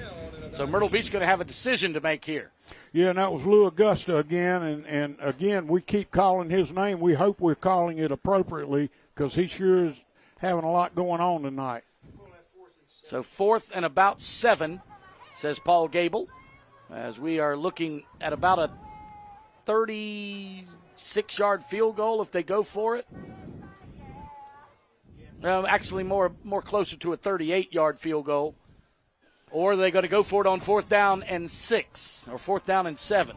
Man, people are. I believe Mickey's going to go for it. Yeah, we're fixing to lock that up. Yeah, they're slamming those doors left and listen to that. That cat right there probably went to get him a sandwich or something. Yeah, knucklehead. So timeout. That's going to be the final timeout for the Seahawks with 3:04. So both teams have used their allotted 3 apiece. And, of course, Myrtle Beach's position right here, it doesn't hurt them to use that timeout because they got only 20 yards to go and they got 3 minutes on the clock, and they can do that with killing the ball. So let's take our first look at our scoreboard tonight. Philip Simmons leading St. James down in Murrells Inlet 7-0. The number 1 ranked team in the state, Somerville, taking on Carolina Forest tonight and only lead by 6 at the half, 13-7. Let's see, Socastee being run over by Silver Bluff at the reservation 28-0 in the second quarter. Loris leads North Myrtle Beach 21-7. West Florence shutting out Lake City 14-0. And see who else we've got here. Georgetown Andrews 0-0. Kingstree Aner 0-0. And that's it for the moment. South Florence and Oceanside? Don't have that one just yet. Game last night, Hannah Pamplico powered past North Kent Central, and they're going for it on 4th down. So 4th and 7, they're going to go into the end zone. Pass was caught, but I think he might have been out of bounds. I believe he was out of bounds. No, he says touchdown. The official says touchdown. He got a foot down in the end zone, and what a catch. That was a heck of a catch out of Simmons, and an even better throw. Shoo. Watch this on the CMC replay. Again, he just rears back and heaves it. And sure did look like he might have got both feet down. Didn't take but one, baby. That's it. John Simmons has been, he's the early leader of our HTC game ball tonight.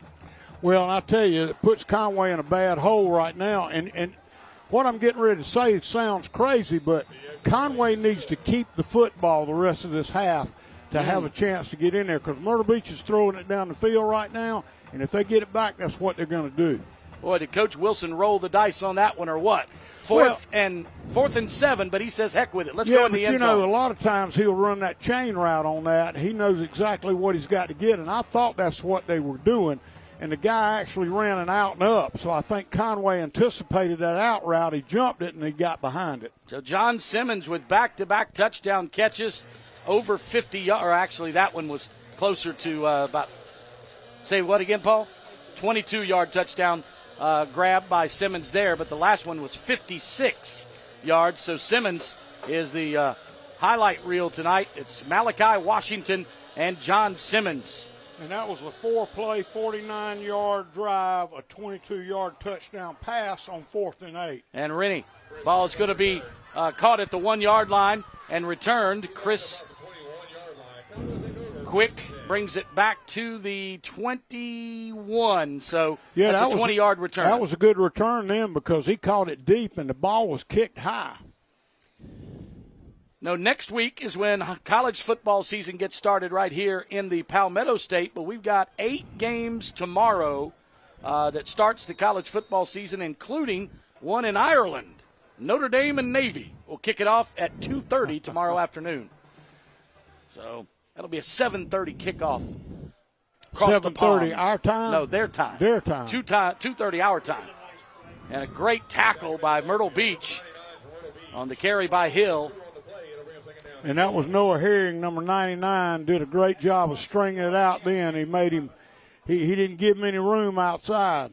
Lost a yard on the play, 2nd down, 11. Clock rolls inside 2.5 here in the first. That's first half, that is. Second quarter action, and it's a 28-14 Myrtle Beach lead. Make that 35-14, excuse me. 35-14, as you can see on your screen. And they have scored the last 3 touchdowns. In motion. That is Davion Rogers. He stops and lines up in the slot. They're looking for Rogers. No, on the field side pass into the flat. And the pass is caught, but it's for very minimal gain by Jordan Jenkins. Yeah, and really no tackler there. He caught the ball and fell down. The secondary was pretty close, and I think all Myrtle Beach wants to do right here is just keep the ball in front of them. They'll let something be caught in front of them, but not behind them.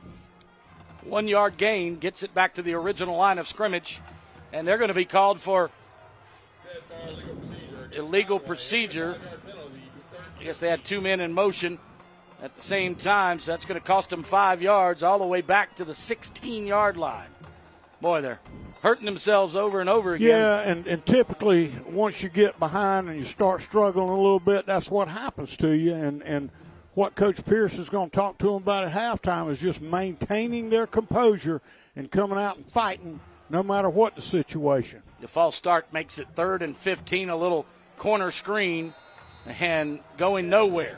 2-yard pickup. It's going to be 4th down. And the good thing there is he was able to keep the ball in bounds. That tackle was made by Noah Herring, and he's been very involved tonight. But nonetheless, again, he was able to stay in bounds, and that clock's still running, which means, and of course, we're looking at 4th down, so they got to punt it out of there. Yeah, and they've got and no timeouts. I'm going to tell you something. They've been close to those punts twice now. So they brought at least 3, maybe 4 rushers last time after it. And Myrtle Beach has always done a good job rushing the punt. They want to make something happen on that side of the ball. Here's the snap. They come out of there again, and it's a good kick once more. And it takes a huge roll for the Tigers. Man, that punter is Lou Augusta, yeah. Yeah, and I'll tell you what, the thing that I'm impressed by with Augusta is how quickly he gets the ball off. That ball touches his hand, and he's kicking it. And that's been important because he's had people around him each time he's punted the ball. Change of possession stops the clock with 19 seconds left in the first half, but Myrtle Beach has at least a couple of plays, and you can bet Coach Wilson's going to use them up 3 scores. Oh, you see Simmons over here wide? Mm-hmm. You better get him some help over the top because don't be surprised.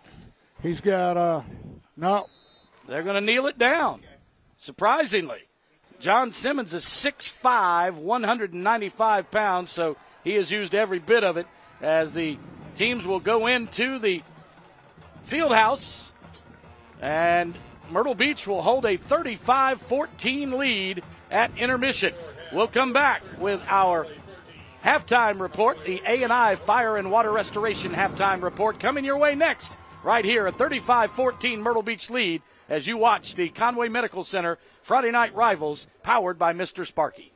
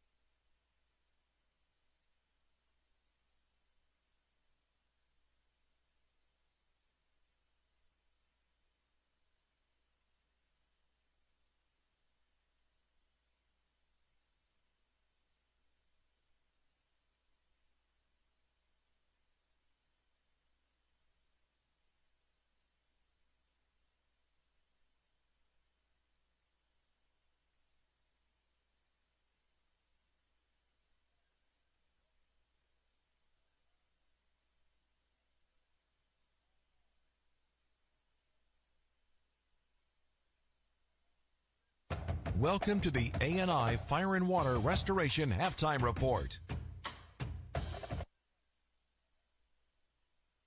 A&I Fire and Water Restoration, making your house home again after disaster strikes.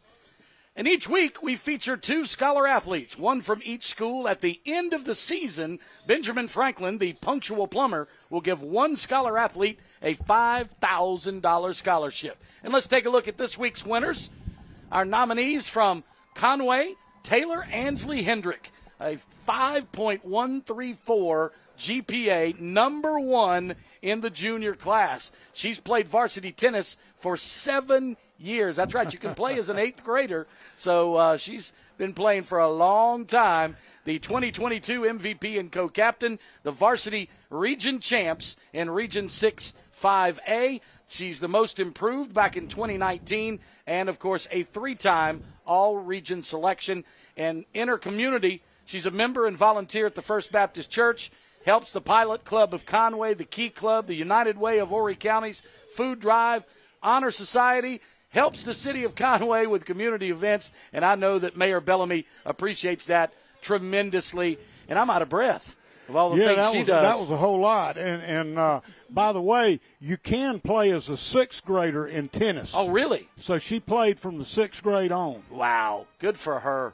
And Nolan Cahill from Myrtle Beach, I believe he might be kin to the athletic director there. Yeah, and, I think so. And he's quite the athlete and student himself. Well, if he's kin to the athletic director, he got his mama smart. Oh, no question. 4.807 GPA, and he, too, is a tennis star, 3-time All-State and state champion, and 3-year All-Region, Region Player of the Year, and last year's All-State team. I'm sure he will be there again. Myrtle Beach is known for its tennis from way back, and but a weekly volunteer at Rivers Lynch Tennis Center, and that's who I was going to mention. And Rivers that's his granddad. Oh yeah, and you won't find a nicer, more caring coach Absolutely. than Rivers Lynch. When he, God bless him, God rest his soul. And I do want to correct myself. They can start playing in the 7th grade. 7th grade. Okay. Well, how many ever years she's dominated? And we need to get to a timeout as Myrtle Beach is dominating here in the first half, 35-14. And the Tigers need to get on a stick as they will have the football to begin the second half as we take timeout on the Friday Night Rivals. And it's presented by the Conway Medical Center and powered by Mr. Sparky. We'll be right back with more from the A&I Fire and Water Restoration Halftime Report.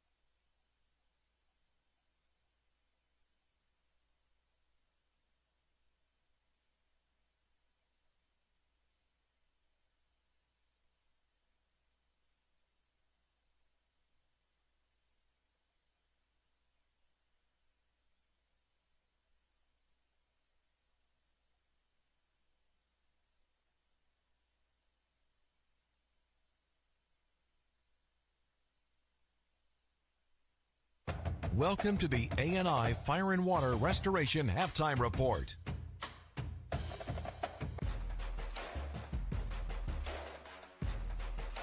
Tony Zach from Ben Franklin Plumbing in Florence now for almost 2 years, coming up here pretty quickly. Just the excitement of knowing that you're growing your brand, but also helping those nice folks in Florence. Oh, yeah. You know, and plumbing is such a demand item.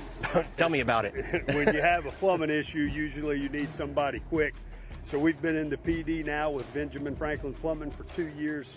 And we're seeing a lot of activity, and we want to thank everybody in the PD for taking care of us, and that's why we're part of this program here as well, to give back to our community and highlight some of these student athletes. And you've done such a great job, one of the original sponsors for this event. And I'll tell you what, we appreciate everything you do, especially with the Scholar Athlete and everything else, man. You're a rock star, my friend. Well, we really enjoy being part of it. Thank you for having us. All right, thank you.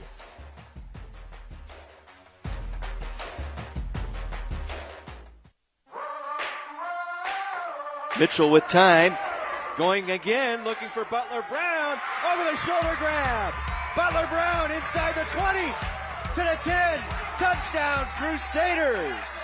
Earl, good blocking, sharp blocking for him. This quarterback, he's a cutback. Oh, beautiful run, C.J. Earl.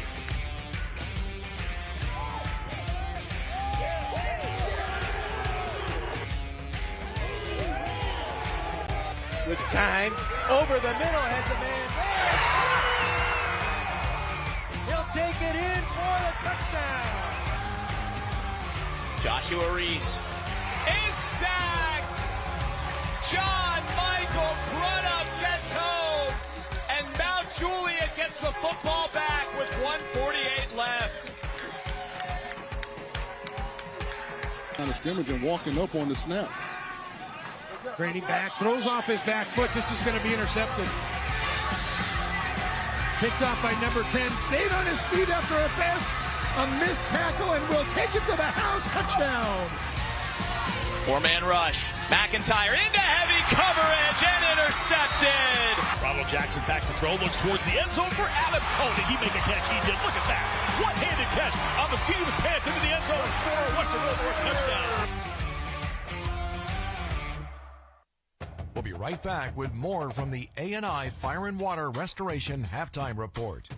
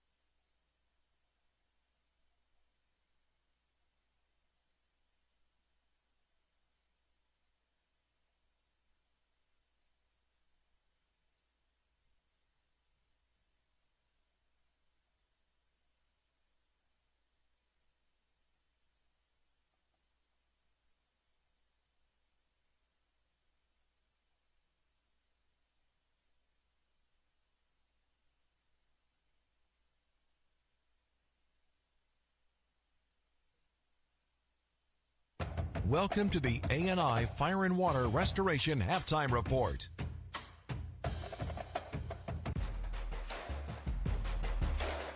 Todd Setzer from A&I joining us now. Appreciate it.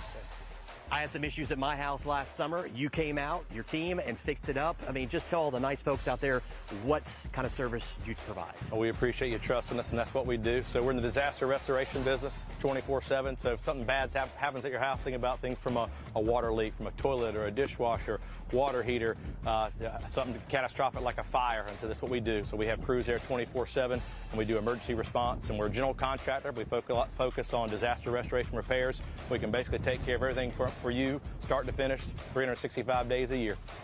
You've been a sponsor of the EndZone for a long time, almost 25 years. We appreciate it. So what's that mean to know that you're one of the biggest sponsors for one of the biggest shows on the Grand Strand? And we're not going anywhere. So like I said, we're about to celebrate our 50th year next year, and so we got a lot of running room. So please let us know. We look forward to the sponsorship, and we appreciate what y'all do. All right. Thank you, my man. Thank you.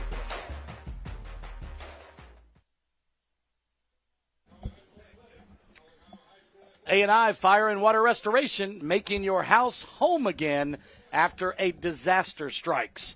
Hey, stick around after the game for CW's regularly scheduled Friday night lineup of shows, family law, and moonshine this evening. But flip over after 11 o'clock.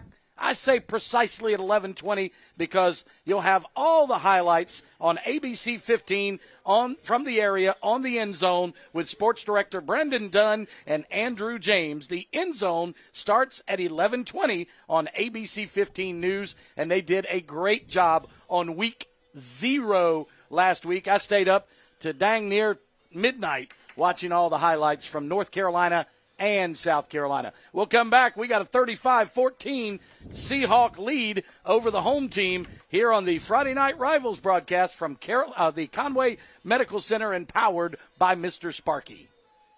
We'll be right back with more from the A&I Fire and Water Restoration Halftime Report.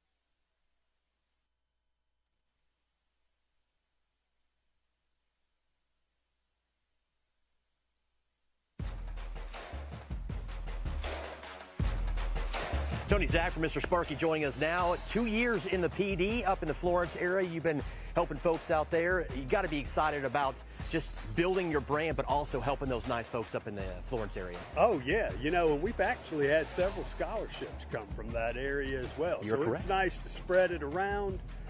We're up there. My wife's from that area, and we've really enjoyed being in the Florence area, helping those student athletes out as well as the beach area. So it's been a good thing. I know you're trying to expand a little bit. What's been the biggest thing you've seen in Florence? Well, between plumbing and electrical, I think our clients are just real happy to have us out there and having somebody who's available 24/7, being able to be there, give them options of how to repair things and doing it the right way.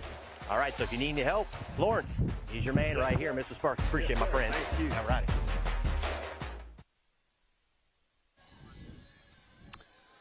Back to wrap up the A&I Fire and Water Restoration halftime report. Coach Jordan, we've got lots and lots of offense to tell people about. Yeah, Myrtle Beach had a little bit of a slow start early on during the first quarter, but once they got rolling, they put up some points in a hurry. Their offensive statistics, 120 yards rushing, 78 passing, and only 2 for 5 passing, but both of those have been touchdowns. They've got 198 total yards. Conway has 42 yards rushing, 112 passing for a total of 154, and they're 4 for 11 throwing the football. And, I think it's going to be real important for Conway to get back into this game quickly, and they can do it hopefully on this drive. These two teams scored 7 points between them last week. We've already had 7 touchdowns this week. Yeah, and it's crazy how it happens. So 35-14 is your score, and we are just about set for the second half kickoff. Alex Rennie tees it up at the 40-yard line, and he is ready to boot it away to the Conway Tigers, and we are ready to begin the second half here of the Battle for the Victory Bell. And I tell you, Alan, I've been impressed by that kid's leg. And, of course, he kicks another one in the end zone. In the end zone. That's a touchback automatically. So anything that crosses the goal line on a kickoff is a touchback, and they bring it out to the 20. And, again, Conway wants to get something going right here. They want to hold the ball, establish a little bit of – certainly they're not out of this game. No. But it's real easy to get out of one in a hurry in this situation. So it's imperative that they do something offensively and defensively early on in the third quarter. This is the first time we've broadcast the Battle for the Victory Bell in like 4 years. Last time we were over at the Doug Shaw Memorial Stadium. I think this is your first between these two, and I thought that we'd have a very tight battle and a nice decision on the quarterback option by Devin Granger. He's at the 40-45, and he's knocked out of bounds, maybe a late hit. And I'm surprised the flag didn't come out there because he drug him down way after he got off the field. That tackle was made by Antonio Brown, and, again, I thought he was a little late on his not his contact, but dragging him down there. He kept pushing him and finally tackled him about 10 yards out of bounds. So, nonetheless, that's a big play for Conway. They started off with a lead option, and it worked well for them. 25-yard pickup for Granger on first down, another Myrtle Beach Hyundai first down. They'll throw the little slip screen underneath, and he's got running room as he shakes and bakes his way across the 50. 6-yard pickup for the Tigers, and, boy, whatever Josh Pierce said at halftime, they've come out with a fire in their eyes. Well, I thought he had a really good block outside. I can't see what number that was. It looks like it might be Derek Grant, but did a great job out there on that just to get 8 yards or 7. So tackle was made by Shimon Sutton, the corner from Myrtle Beach. Can't tell if safety. Cadillac Brantley's in the ball game. Believe he is. Another quarterback option. Granger keeps it himself. He's close to the first down stick. Let's see if they give him the Myrtle Beach Hyundai first. I think he's going to be a yard short. Yeah, and he got pushed out of bounds, and it's kind of hard to tell who because several people were over there. Yeah, Cadillac Brantley is in the ball game. At tailback, 5'10", 175-pound senior. Granger is a 6'1", 185 senior. 3-year starter at quarterback for Conway. They're going to miss him. And it'd be safe to say they're in 4-down territory right here. You'd like to see them get it on this down, but I think unless they have a loss. Ooh, they're going to throw for 3rd and 1, and he just tosses it away. Boy, I don't know about that one. I think I'd have gone between the tackles. They've been pushing that defensive line pretty good all night. It's going to be 4th and 1, but maybe he considered, like you, Coach, that he had another down to get it. Yeah, I'd have liked to got it on 3rd, though. But, hey, they need this play. They, again, don't need to put Myrtle Beach on that short field. And that's what's plagued Conway all night long is Myrtle Beach has been able to play offense on the short field. On 4th and 1, here's the play call. Rolling is Jordan Jenkins, and they're going to tackle him in the backfield, or is he going to get away? No, Cadillac loses 5 on the play and turns it over on downs back at the 49-yard line of the Conway Tigers. Goodness gracious. And I tell you, Alan, Myrtle Beach can put it on ice right here, I think, if they're able to go in. And, again, they're playing on a daggum short field. Gosh, that was heck of a pursuit by the Myrtle Beach defense. Coach Wilson has been very proud of this defense. He thinks this may be the backbone of the team this year with a young quarterback and a tailback that's going to tote the mail a lot. Twin receivers to the boundary side. They give off to Malachi again. Washington. This time the defense stands up. And that was 52. And I tell you, Augusta, we've been calling his name all night long. He's done a great job punting and done a great job defensively as well from that nose guard position, and he strung the play out then. So they're going to send twin receivers to either side. Single back pistol. 2nd down 8. They changed the play. Good row. Takes the shotgun snap. Fakes to Malachi. Keeps it himself. Good row. He's got running room. Oh, nice tackle in the open field by Hill. It's not going to matter because Simmons was over here then trying to get the play and couldn't get it, and he stepped back off the line of scrimmage trying to get the play, which if you don't have it, just sit there and shut up. Yep, and you didn't have enough men on the line of scrimmage. 2nd down and 13.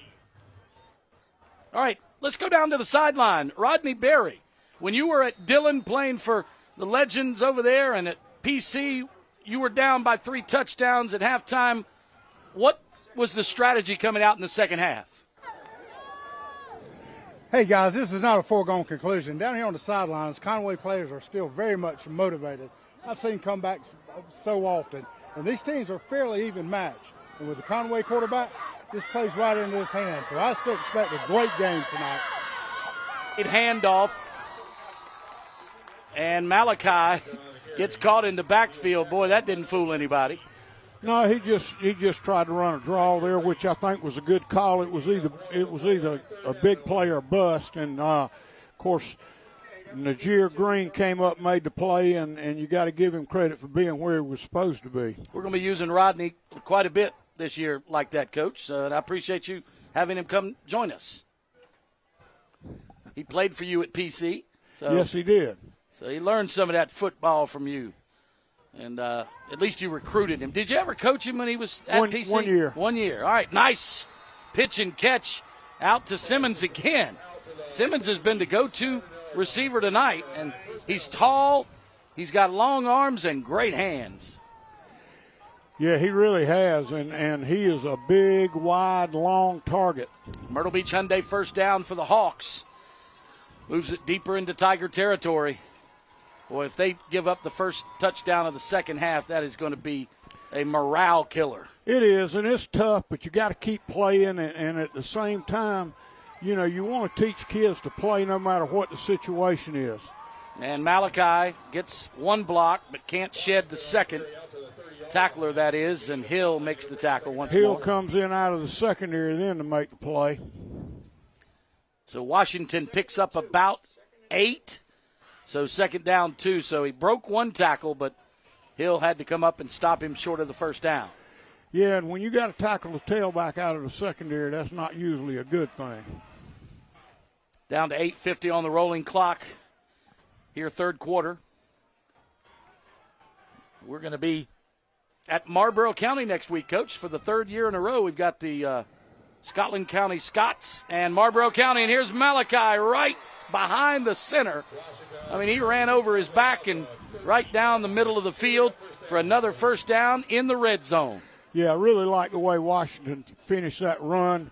He got what he was going to get and lowered his pads and put some punishment in there for that defensive back. Watch him right here as he lowers his pads. Yep. He does like to lay the and when you get a small back that does that, a lot of times you don't have your feet in the ground. A&I replay right there shows the huge gainer, about 22 yards for Washington. inside the 15. And they give it to him again, to the 10, down to the 8. And that tackle was made by Augusta again, or is that Shipman? I think it was Shipman, actually, giving Augusta a little bit of a break maybe. We'll call it a 5-yard pickup, so about 2nd down and 5 at the 8-yard line. They can get the first down around inside the 4 without scoring the touchdown. He's going to split a receiver wide to the right. And that is Ethan Stokes. But Malachi gets his number called once again. And that was a great stop by Hill. He actually came off the edge then and turned him back in, did a great job of roll tackling then. You got to love the stamina of Washington. Boy, he wants the football every down. Yes, he does, and most good backs do. Stokes will split out wide to the right again. In the slot is Latrell Griffin. That's to the wide side of the field, right. And we've got a single receiver to the left. Goodrow. Play action, but they handed it in the belly of Malachi, and then. And that looked like a delayed draw then. Yeah, it did. It looked like he wanted to set up, and then he was going to pause and hesitate just a minute and take it back up the edge. That tackle, though, was made by Shipman and Freshley. Lost 3, so it's going to be 4th down and 8, and it looks like they're going to bring on the field goal unit. Yeah, and it's a good call. There are no such thing as a moral victory, Coach, but I think the defense will feel good about keeping them out of the end zone here. Well, no question about that. Now, at the same time, they'd love to kick this one back in his face and pick it up.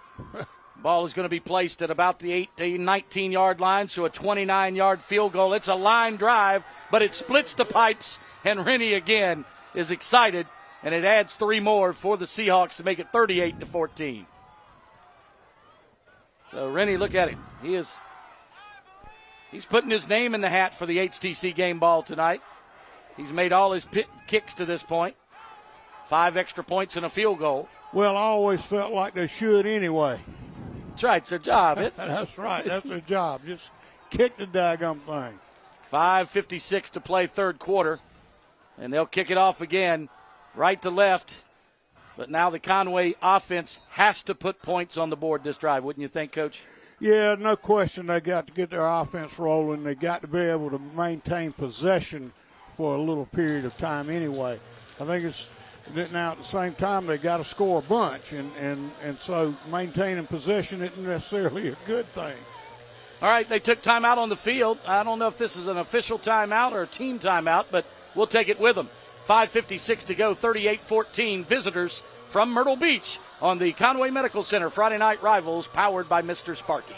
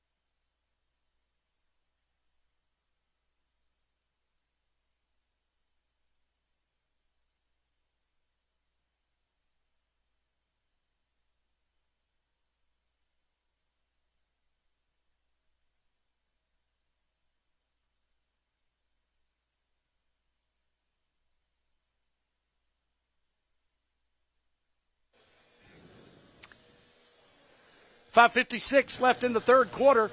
Myrtle Beach has just added a field goal for the first score of the second half. Up by 3+ now, and Alex Rennie ready to approach, put toe to leather, and it's a deep kick again. This one is going to get to the end zone, and it is a touchback.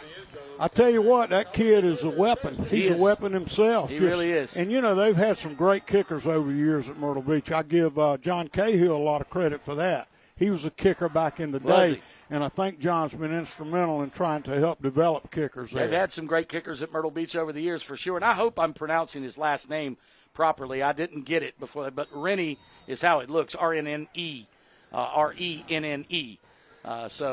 But he's a weapon, like you said, Coach.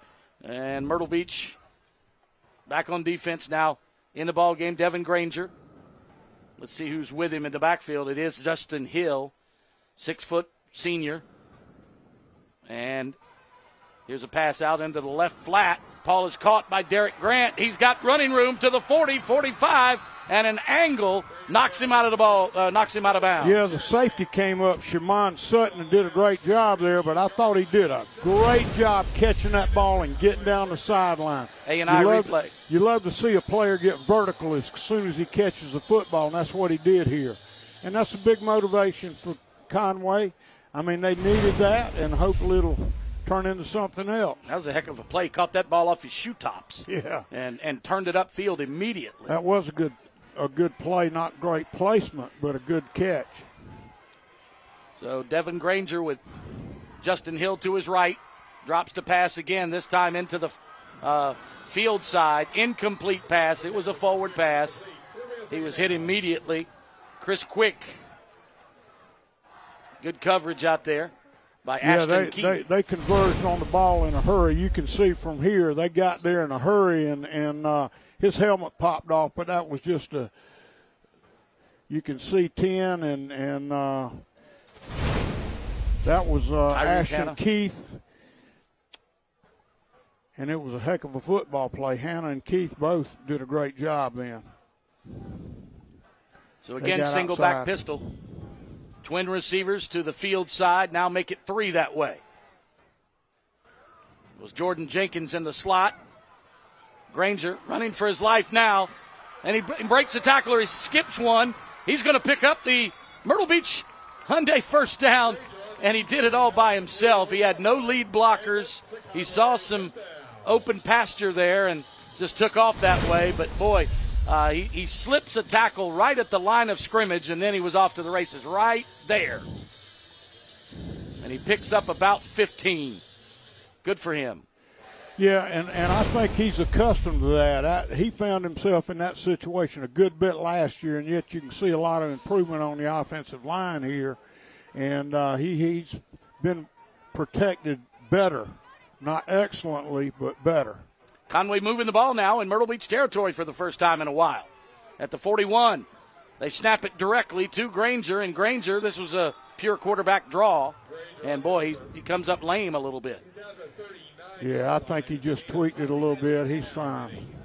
So on first down, he picks up 2 to the 39, maybe the 40. I think they're going to give him the 39, so a 2-yard pickup, make it second down and 8. Yeah, and I think Antonio Brown and Tyreek Hanna one kind of pushed him out of bounds then. Yeah, he's still hobbling around a little bit. They might need to take time out and rest him a bit, but they're going to let him go. Clock stops as he stepped out of bounds with 5:25 to play. And here comes a heavy rush right up the gut. They flip it out to Cadillac Brantley, and Brantley, he kind of shuffles his way. Yeah, struggles to get back to the line of scrimmage. Just had a lot of pursuit then, and part of that was because the quarterback was already rolling that way. And once he kicked it out to Brantley, Brantley didn't have anywhere to go. Boy, right up the gut. Sincere Bellamy, I believe. He flushed him out in a hurry. Looked like he wasn't touched. No, because he just showed up like he came through.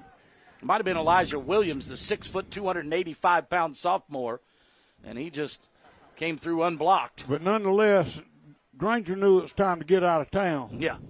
So it's third down and long. Single back pistol. They're going to hand it off.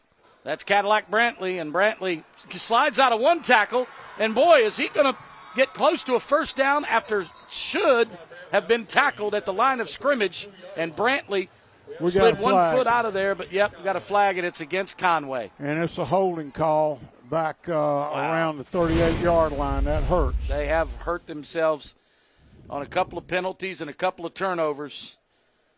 And you can see it right there. Anytime that guy turns and runs and you maintain your hand position on the front of his shirt, they're going to call you for holding. A&I replay showed the holding, and it's going to be third down after the 10-yard penalty and back close to midfield. So third down, 18, and this is going to be difficult down to pick up.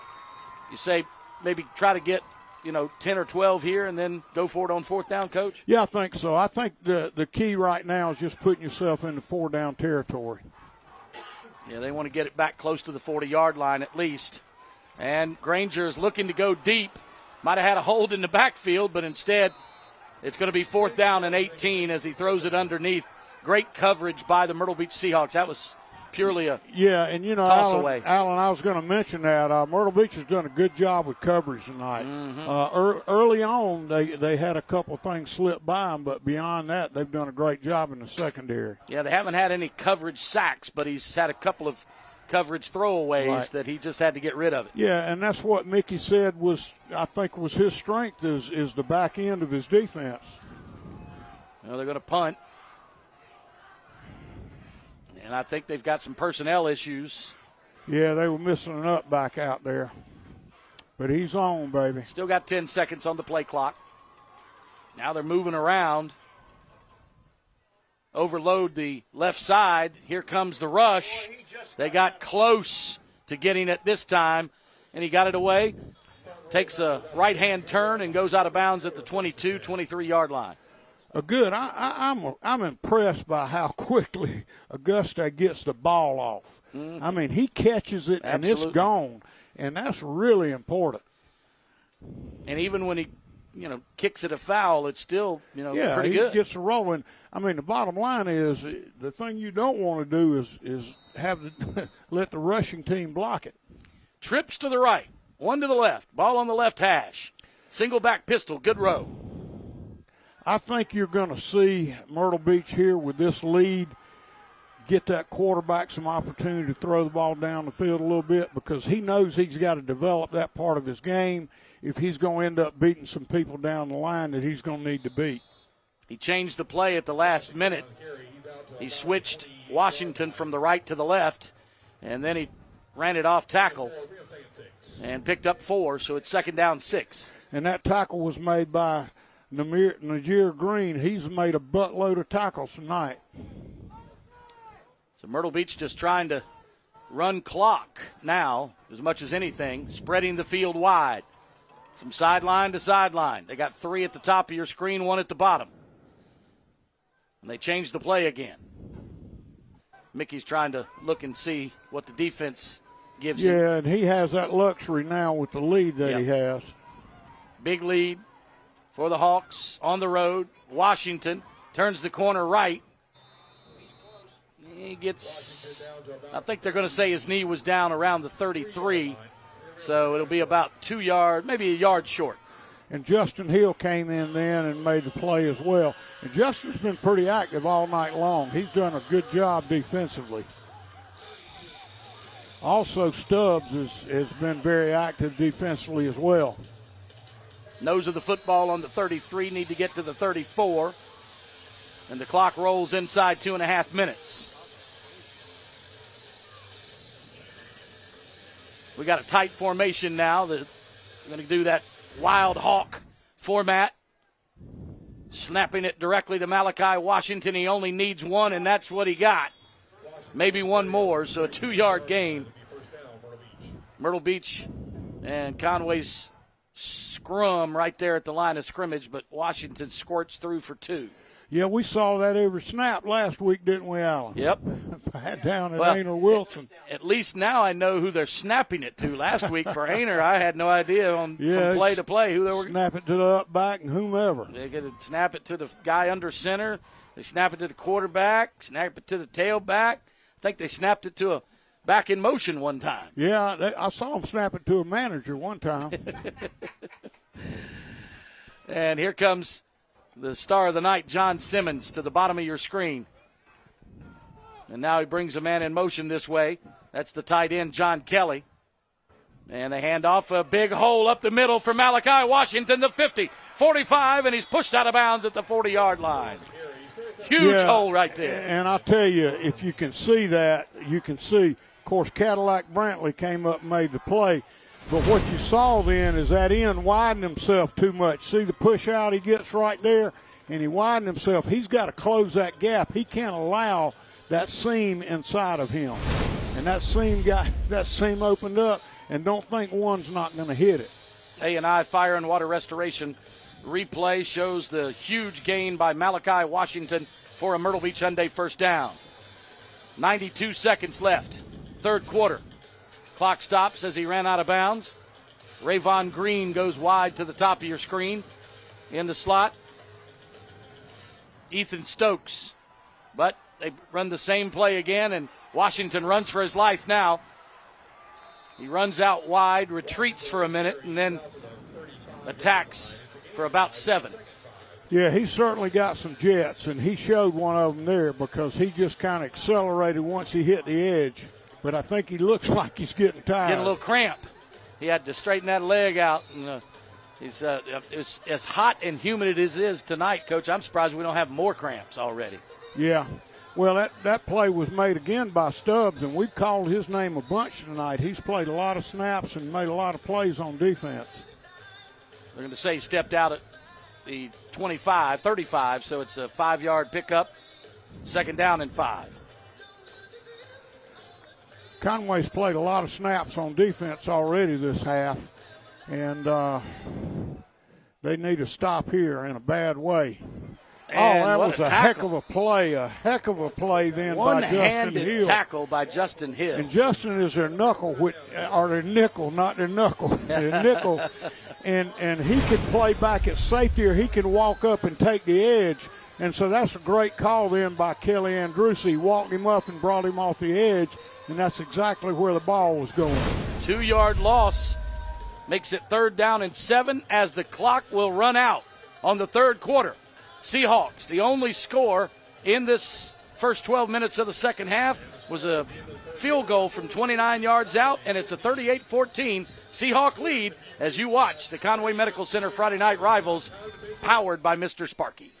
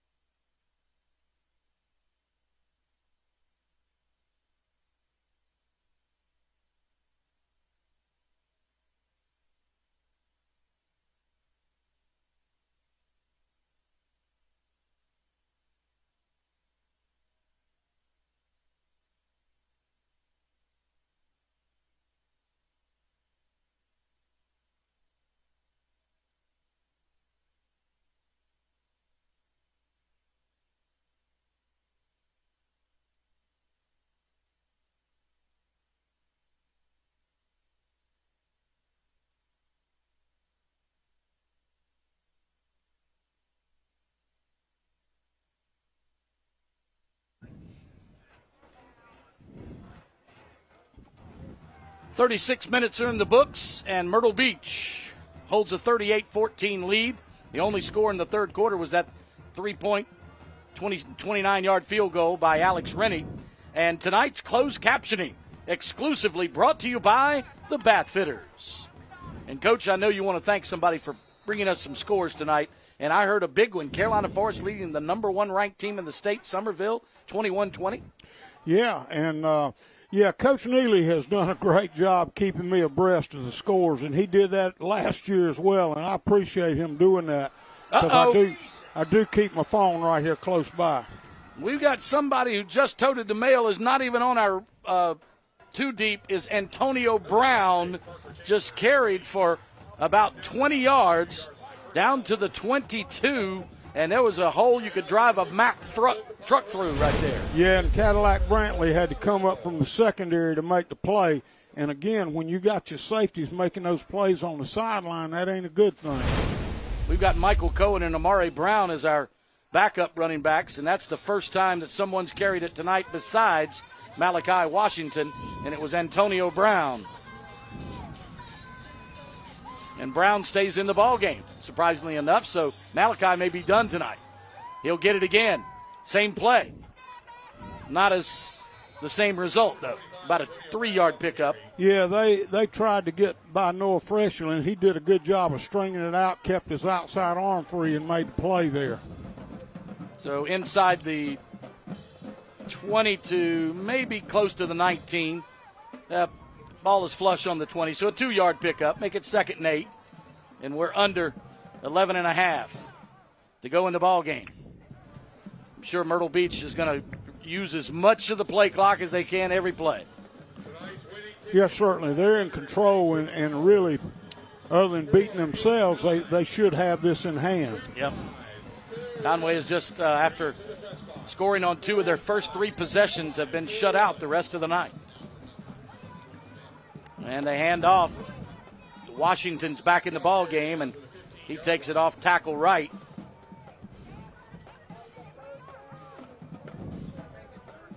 Gets down to the 15, so it's 3rd and 3. And that was Moses Freshley and Justin Hill, and we've been hearing those 2 names over and over. They've done a lot of work on defense tonight. Our statistician is Paul Gable. Our spotter tonight is Noah Legg. He's the quarterback on the JV team, and he was upset when he saw his name on the roster, Coach, listing him at 5'9". He's at least 6'1". He made it clear he was 6'1". That's it. At least 6'1". Might be 6'2". And here's a handoff again to Malachi Washington, and Freshley might have been on the tackle again. Yeah, it looks like he was, and he was there with Granger, and not Devin Granger, but Akimo. I love that name, Akimo Granger. And next week, we will be in Bennettsville again for the 2nd time in 3 years. We were at Scotland County last year. It's Marlboro and Scotland with that intrastate rivalry. And those Bulldogs will be barking, baby. Yeah, Marlboro is going to be sneaky good this year. Yeah. 38-14. They hand off to Brown. Antonio Brown's going to take it into the house. That was the hole opened up the middle, and he just powered through it. He's a big fella. CMC replay, the 5'9", 180 sophomore. So there's your next great back for the Seahawks. That's a Carolina cool touchdown. He doesn't quite have that explosive speed, but he does a real good job with his hips. You can see him taking a lick and just kind of shuffling with it. You're exactly right, Coach. I was going to say he got his shoulders square. And there's an extra point that's blocked, and you can't return a block kick. He's going to make the best out of it that's anyway. Right. Go ahead and run that thing in, baby. Uh-oh, he might have pulled something. I'd be hurt, too, if I tripped running like that. And that was Hill, and Justin Hill has been so good all night. I think he's cramping up. That's what it is. He didn't pull anything. He's cramping up. No, he's just embarrassed because he just about fell down there at the 35-yard line. Well, I know what he's doing. He blocked a kick and makes it a 30-point ball game, 44-14. That's the first miss by Rennie tonight. either an extra point or a field goal. And I mentioned we were going to be at Marlboro County next week, and then the following week it's back to Florence, West Florence against the Dreher Blue Devils. Then Cheraw and Marion. Marion's going to be really good this year, ranked number 5 in the state in 3A this week. And then a game, Carolina Forest at North Myrtle Beach, and I think on September the 29th is going to be the biggest game in the state this season. Hartsville at South Florence, and we'll be there to bring it to you. That was an 11-play, 76-yard drive and ended with a 10-yard touchdown. They took 5 minutes and 19 seconds off the clock, and that's got to be a record for Myrtle Beach. They usually don't take that long to score. No, Chris Quick on the return. On that tackle was Jameek Sinclair. He brings it back to the 22, maybe? I thought he got to the 25, but they're going to say he was felled at the 22. And it's 1st and 10 right there for the Tigers. And they got a long way to go and a short time to get there. Got a new tailback in, it looks like, for Conway, Aaron Black. Yeah, he was the backup, and they're going to throw a little underneath screen. That's to Derek Grant, and Grant shuffles his way for about 3 to the 25. And, you know, that was a good game for Grant. That tackle was made by DeMar Cross and Matthew Campbell, but Grant did a good job of re-stepping and backing up and taking off again. Mm-hmm. You know, when you got nothing and you make 3 out of it, that's a good thing. Jordan Jenkins is the slot this way, along with Grant as the outside receiver. You got 2 to the top of your screen as well. Tigers spreading it out. And Aaron Black in the backfield. They'll hand it. Oh, they fake it to him. Play action across the middle. Caught by Jordan Jenkins for a Myrtle Beach Hyundai first down at the 36-yard line. And, Alan, I think that was actually an RPO then. I think he was looking at the linebacker. The linebacker stepped up on the run. He pulled it and made a really good throw. And that tackle was made by Tyreek Hanna. And catching that ball was Jordan Jenkins. Was Jordan Jenkins, yep. Okay. Yeah, they had Jenkins and Grant on the same side. Yeah, and those daggum, the 6 and the 8 look a lot alike from up here. And 8 goes in motion. That's Jordan Jenkins. That's the help of Noah Legg here tonight, our spotter. And the left-hander tosses it downfield into coverage. Dangerous pass, but, you know, they got desperate times. Calls for desperate measures. Well, right? I'm going to tell you, when you got 2 guys that weigh about 250 chasing you behind, you better get rid of it. Especially when they got an angle on you. Clock stops with 8:22 to play. And Jenkins and Grant, both to the bottom of your screen again. At the top are Bellamy and Davis. Play action. Going downfield, he's got Grant open. Oh, he underneath threw him, or that one was going for 6. Yeah, and I thought Matthew Campbell did a great job recovering because he got behind him originally, but Grant stayed in. And what you do when you get in that chase situation, you got to look at the hip of the receiver. And you could see him trailing his hip then, and when the ball went up, he went up with it. And he did a nice job of looking back for the ball instead of interfering with the receiver. And again, what he does is you look at the receiver. When his hands go up, that's when you turn on the ball. Twins right and left. Single back pistol. And he's got to get rid of it in a hurry. He does underneath. Little slip screen. And the tackler was Ante Campbell, who is a strong safety. Jamel Davis made the stop, but no gain on the play. Actually lost 2, so it's 4th and 12. So the slip screen cost them a yard, and they're going to punt it away again.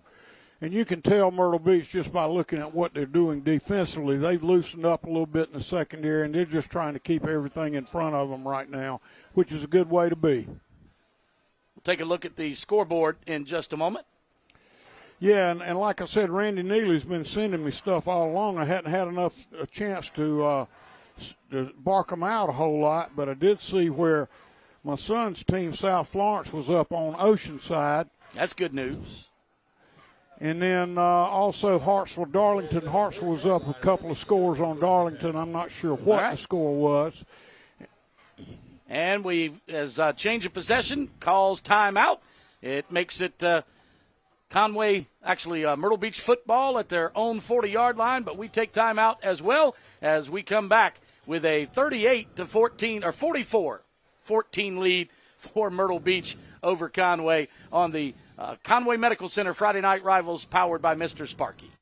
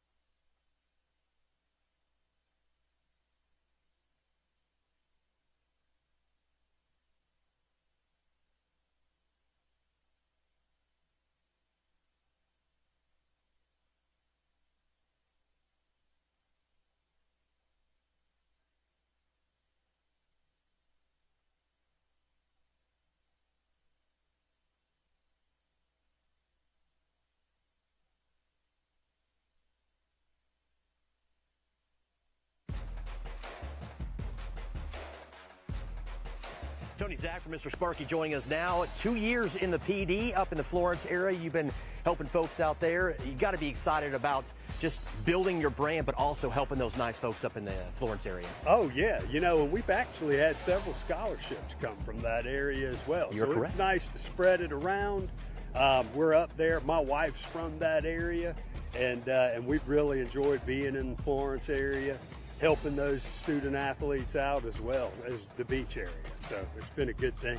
I know you're trying to expand a little bit. What's been the biggest thing you've seen in Florence? Well, between plumbing and electrical, you know, I think our clients are just real happy to have us out there and having somebody who's available 24/7, being able to be there, give them options of how to repair things and doing it the right way. All right, so if you need any help, Florence, he's your man right here, Mr. Sparks. Appreciate it, my friend. Thank you. All right. Thank you, Brandon. Tune in at 11:20 tonight on ABC 15 News for the End Zone.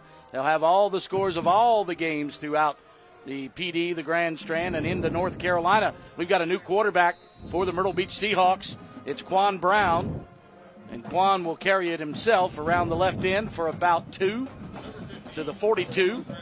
It'll be 2nd and 8. Well, and we're looking at a 30-point deficit here, and I appreciate what Mickey did just then. He told him to stay in bounds. Yeah. Just trying to get that clock on out of here. And, I think the best thing that Conway can do right now is just keep playing their butt off. That's what you got to do. Got to. Because they're trying to get the program back where they want it and where they feel like it deserves to be, and you got to teach them how to play hard first.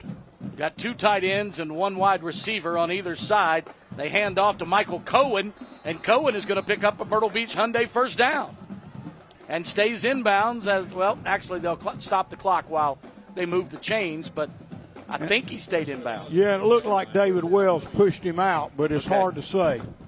And he could have stepped in, Well, it's right on the 50-yard line. Nose of the football divides the field. Nonetheless, the clock's not running. Nope, they must have stepped out of bounds. And got some college football tomorrow, but big news, I guess, in college football is realignment this week, Coach. Yeah, that seems like that's all I've been hearing in the last month. Believe me, that's all I've talked about on my daily sports talk show on ESPN Radio 96.3 FM in the PD and worldwide at thepressboxradio.com. Tell a friend, and we have a new YouTube channel. You can check that out as well. But did you ever think you would hear the names Stanford and Cal as members of the ACC? What about SMU from Dallas? Well, it's just, ACC, Atlantic Coast Conference. That's what blows your mind.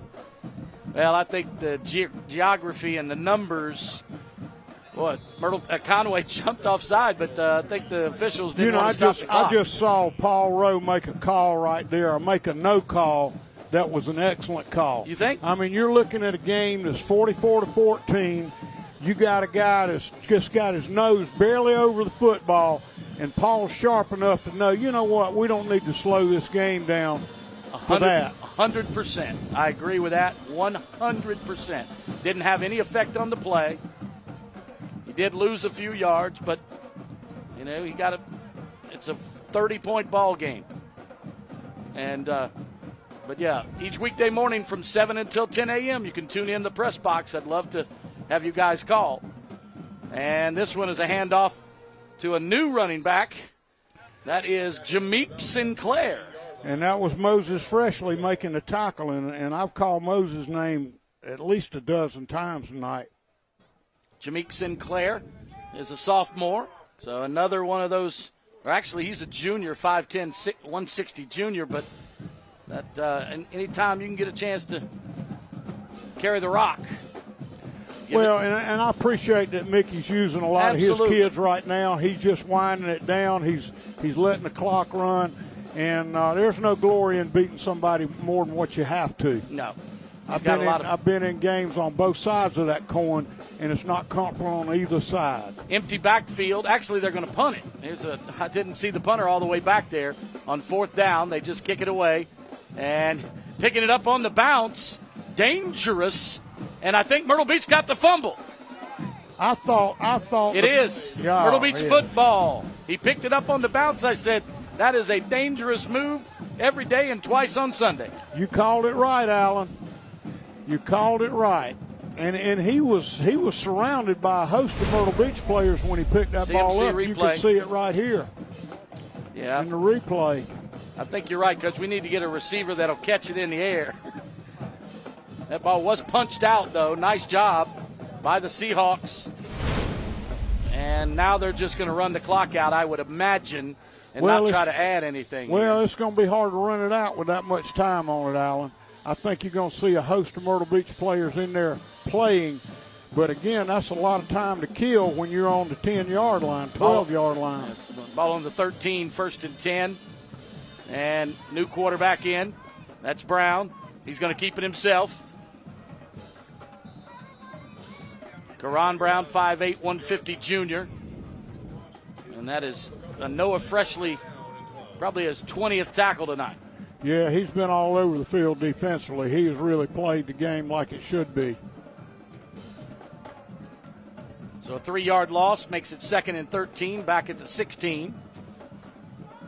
And the Conway fans are starting to file out. But Myrtle Beach, there's lots of offense. They're going to be exciting to watch this year, even with that young skills position people. Noah Freshly again. And I think David Wells came out of the secondary and helped him out there, made a good lick on him on the corner. Jameek Sinclair on the carry. And we're under 3 minutes now. Yeah, we talked about it before the game that even 5 years ago, would we thought the Pacific Conference would be dissolved completely? I mean, weren't they called the Conference of Champions? Yeah, it's mind-boggling, but at the end of the day, it all comes down to the cash. Follow the money. That's what we say on our show every day. The answer is always money. Just figure out what the question is.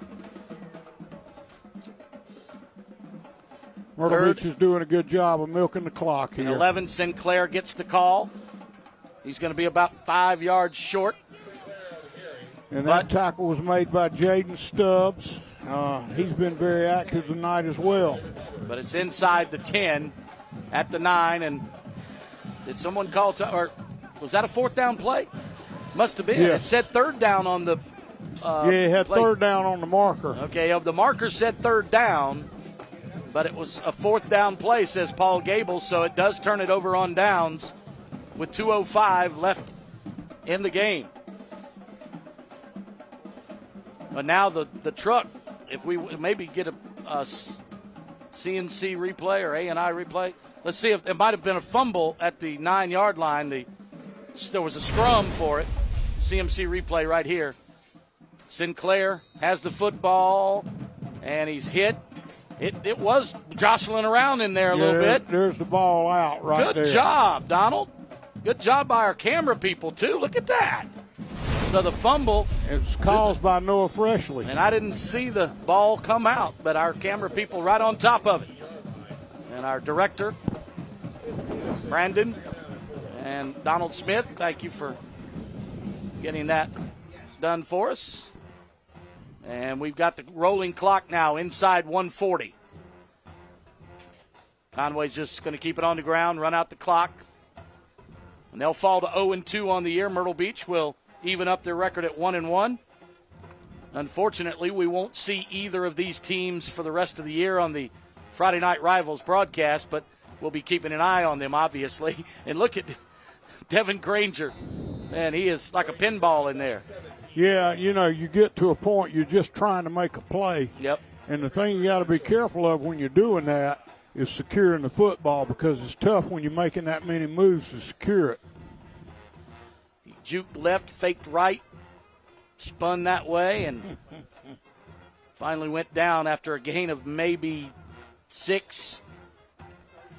And they're looking at third and one. And they get the first down and maybe a little more.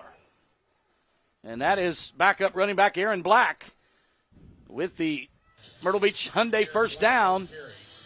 With 44 seconds remaining, they'll move the sticks. Ball out to the 30. They must have said he stepped out of bounds there.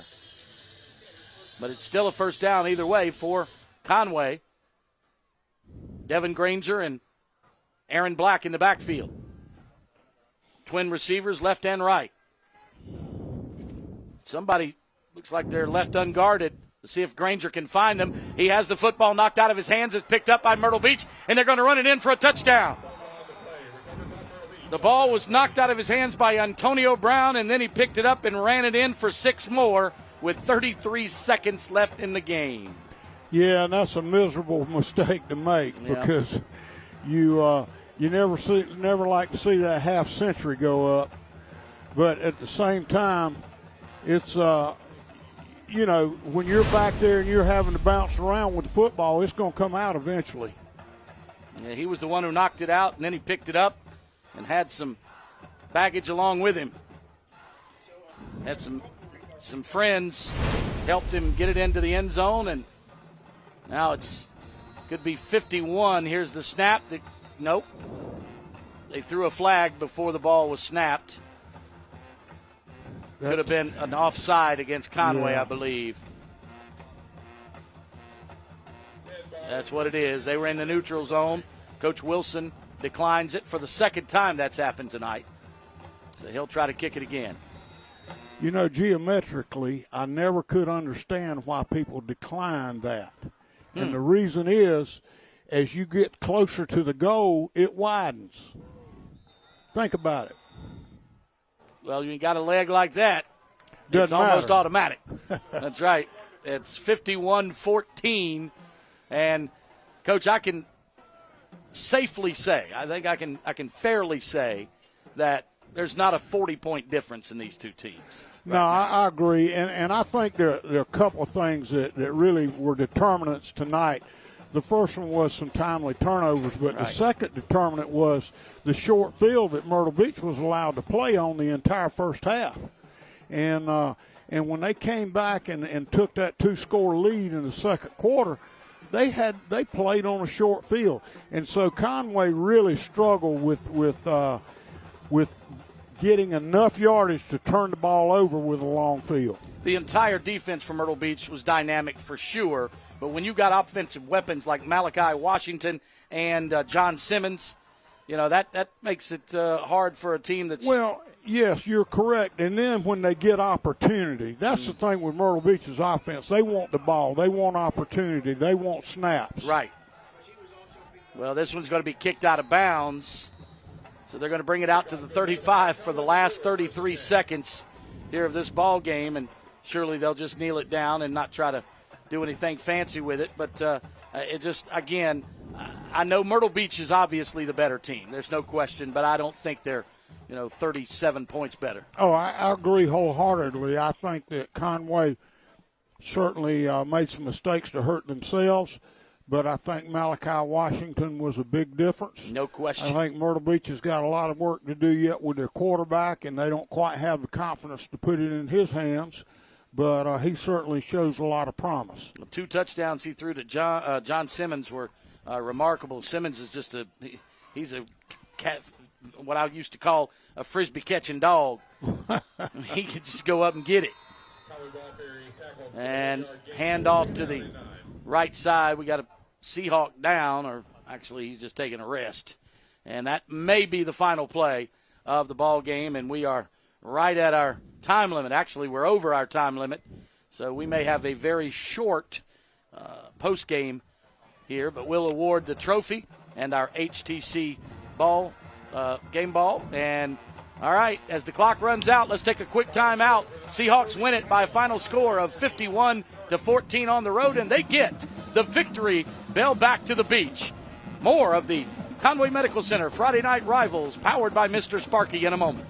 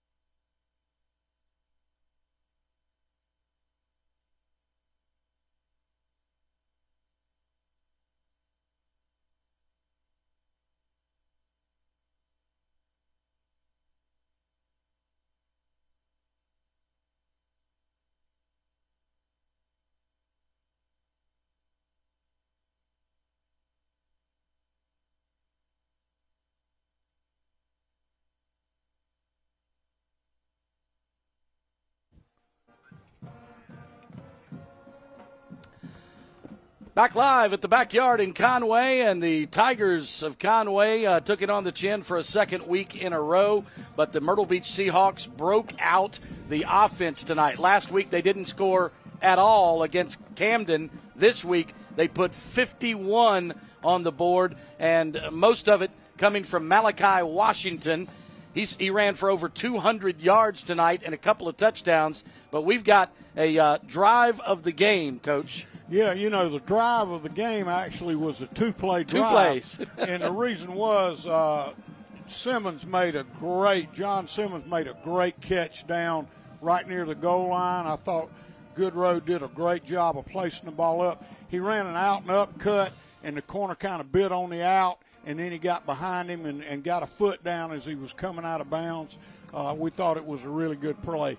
Drive took a total of 49 seconds. Now, statistically, Myrtle Beach rushed for 238 yards tonight and passed for 89. They were only 3 for 6 throwing the football. And so Mickey proving that he lied in the paper. Talked about the air raid offense. So anyway, they finished with 327 total yards, and Conway really had some good offensive plays. They played well on offense, particularly early on. All right, the coach, the players, the cheerleaders, and fans are all gathered on the near sideline with Rodney Berry and Coach Mickey Wilson for the presentation of tonight's Friday Night Rivals trophy. Take it away, Rodney. Hey, guys, I'm with Coach Mickey Wilson. What a heck of a game. Good job tonight, Coach. Thank you. Really proud of our players. We had some adversity last week. We had some adversity early on in this game, and we handled that extremely well. We rallied around each other and played great tonight. How about this first win? What does that mean? Well, it's a big win. Huge rivalry game. Big game in Horry County. Really proud of our guys. We just kept battling, kept playing, and get a win over here on this field is huge. Playoff-type atmosphere. Just really excited about our future and where we're going. Recap for me. Up until the second quarter, it was a pretty close game. And then the way I saw it, you guys you had one big play, but you just really executed, both on offense and defense. You got to be proud of that execution. Yeah, our defense played lights out tonight, did a great job. Offensive line did an amazing job blocking for Malachi Washington. He was great tonight. We told him coming into this game, hey, we're going to feed you the ball and let you take this game over, and he did that. Well, listen, sir, the spoils go to the winners. So what we have here tonight, all right, get ready, guys. The 2023 Conway Medical Center Friday Night Rivals on the CW21. You are Week 1 champion, sir. Congratulations. Hey,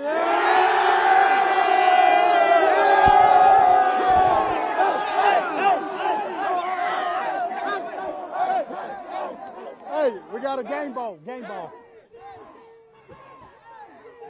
Okay, I'm here.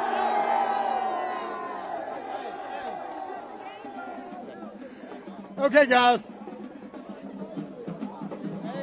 Malachi Washington.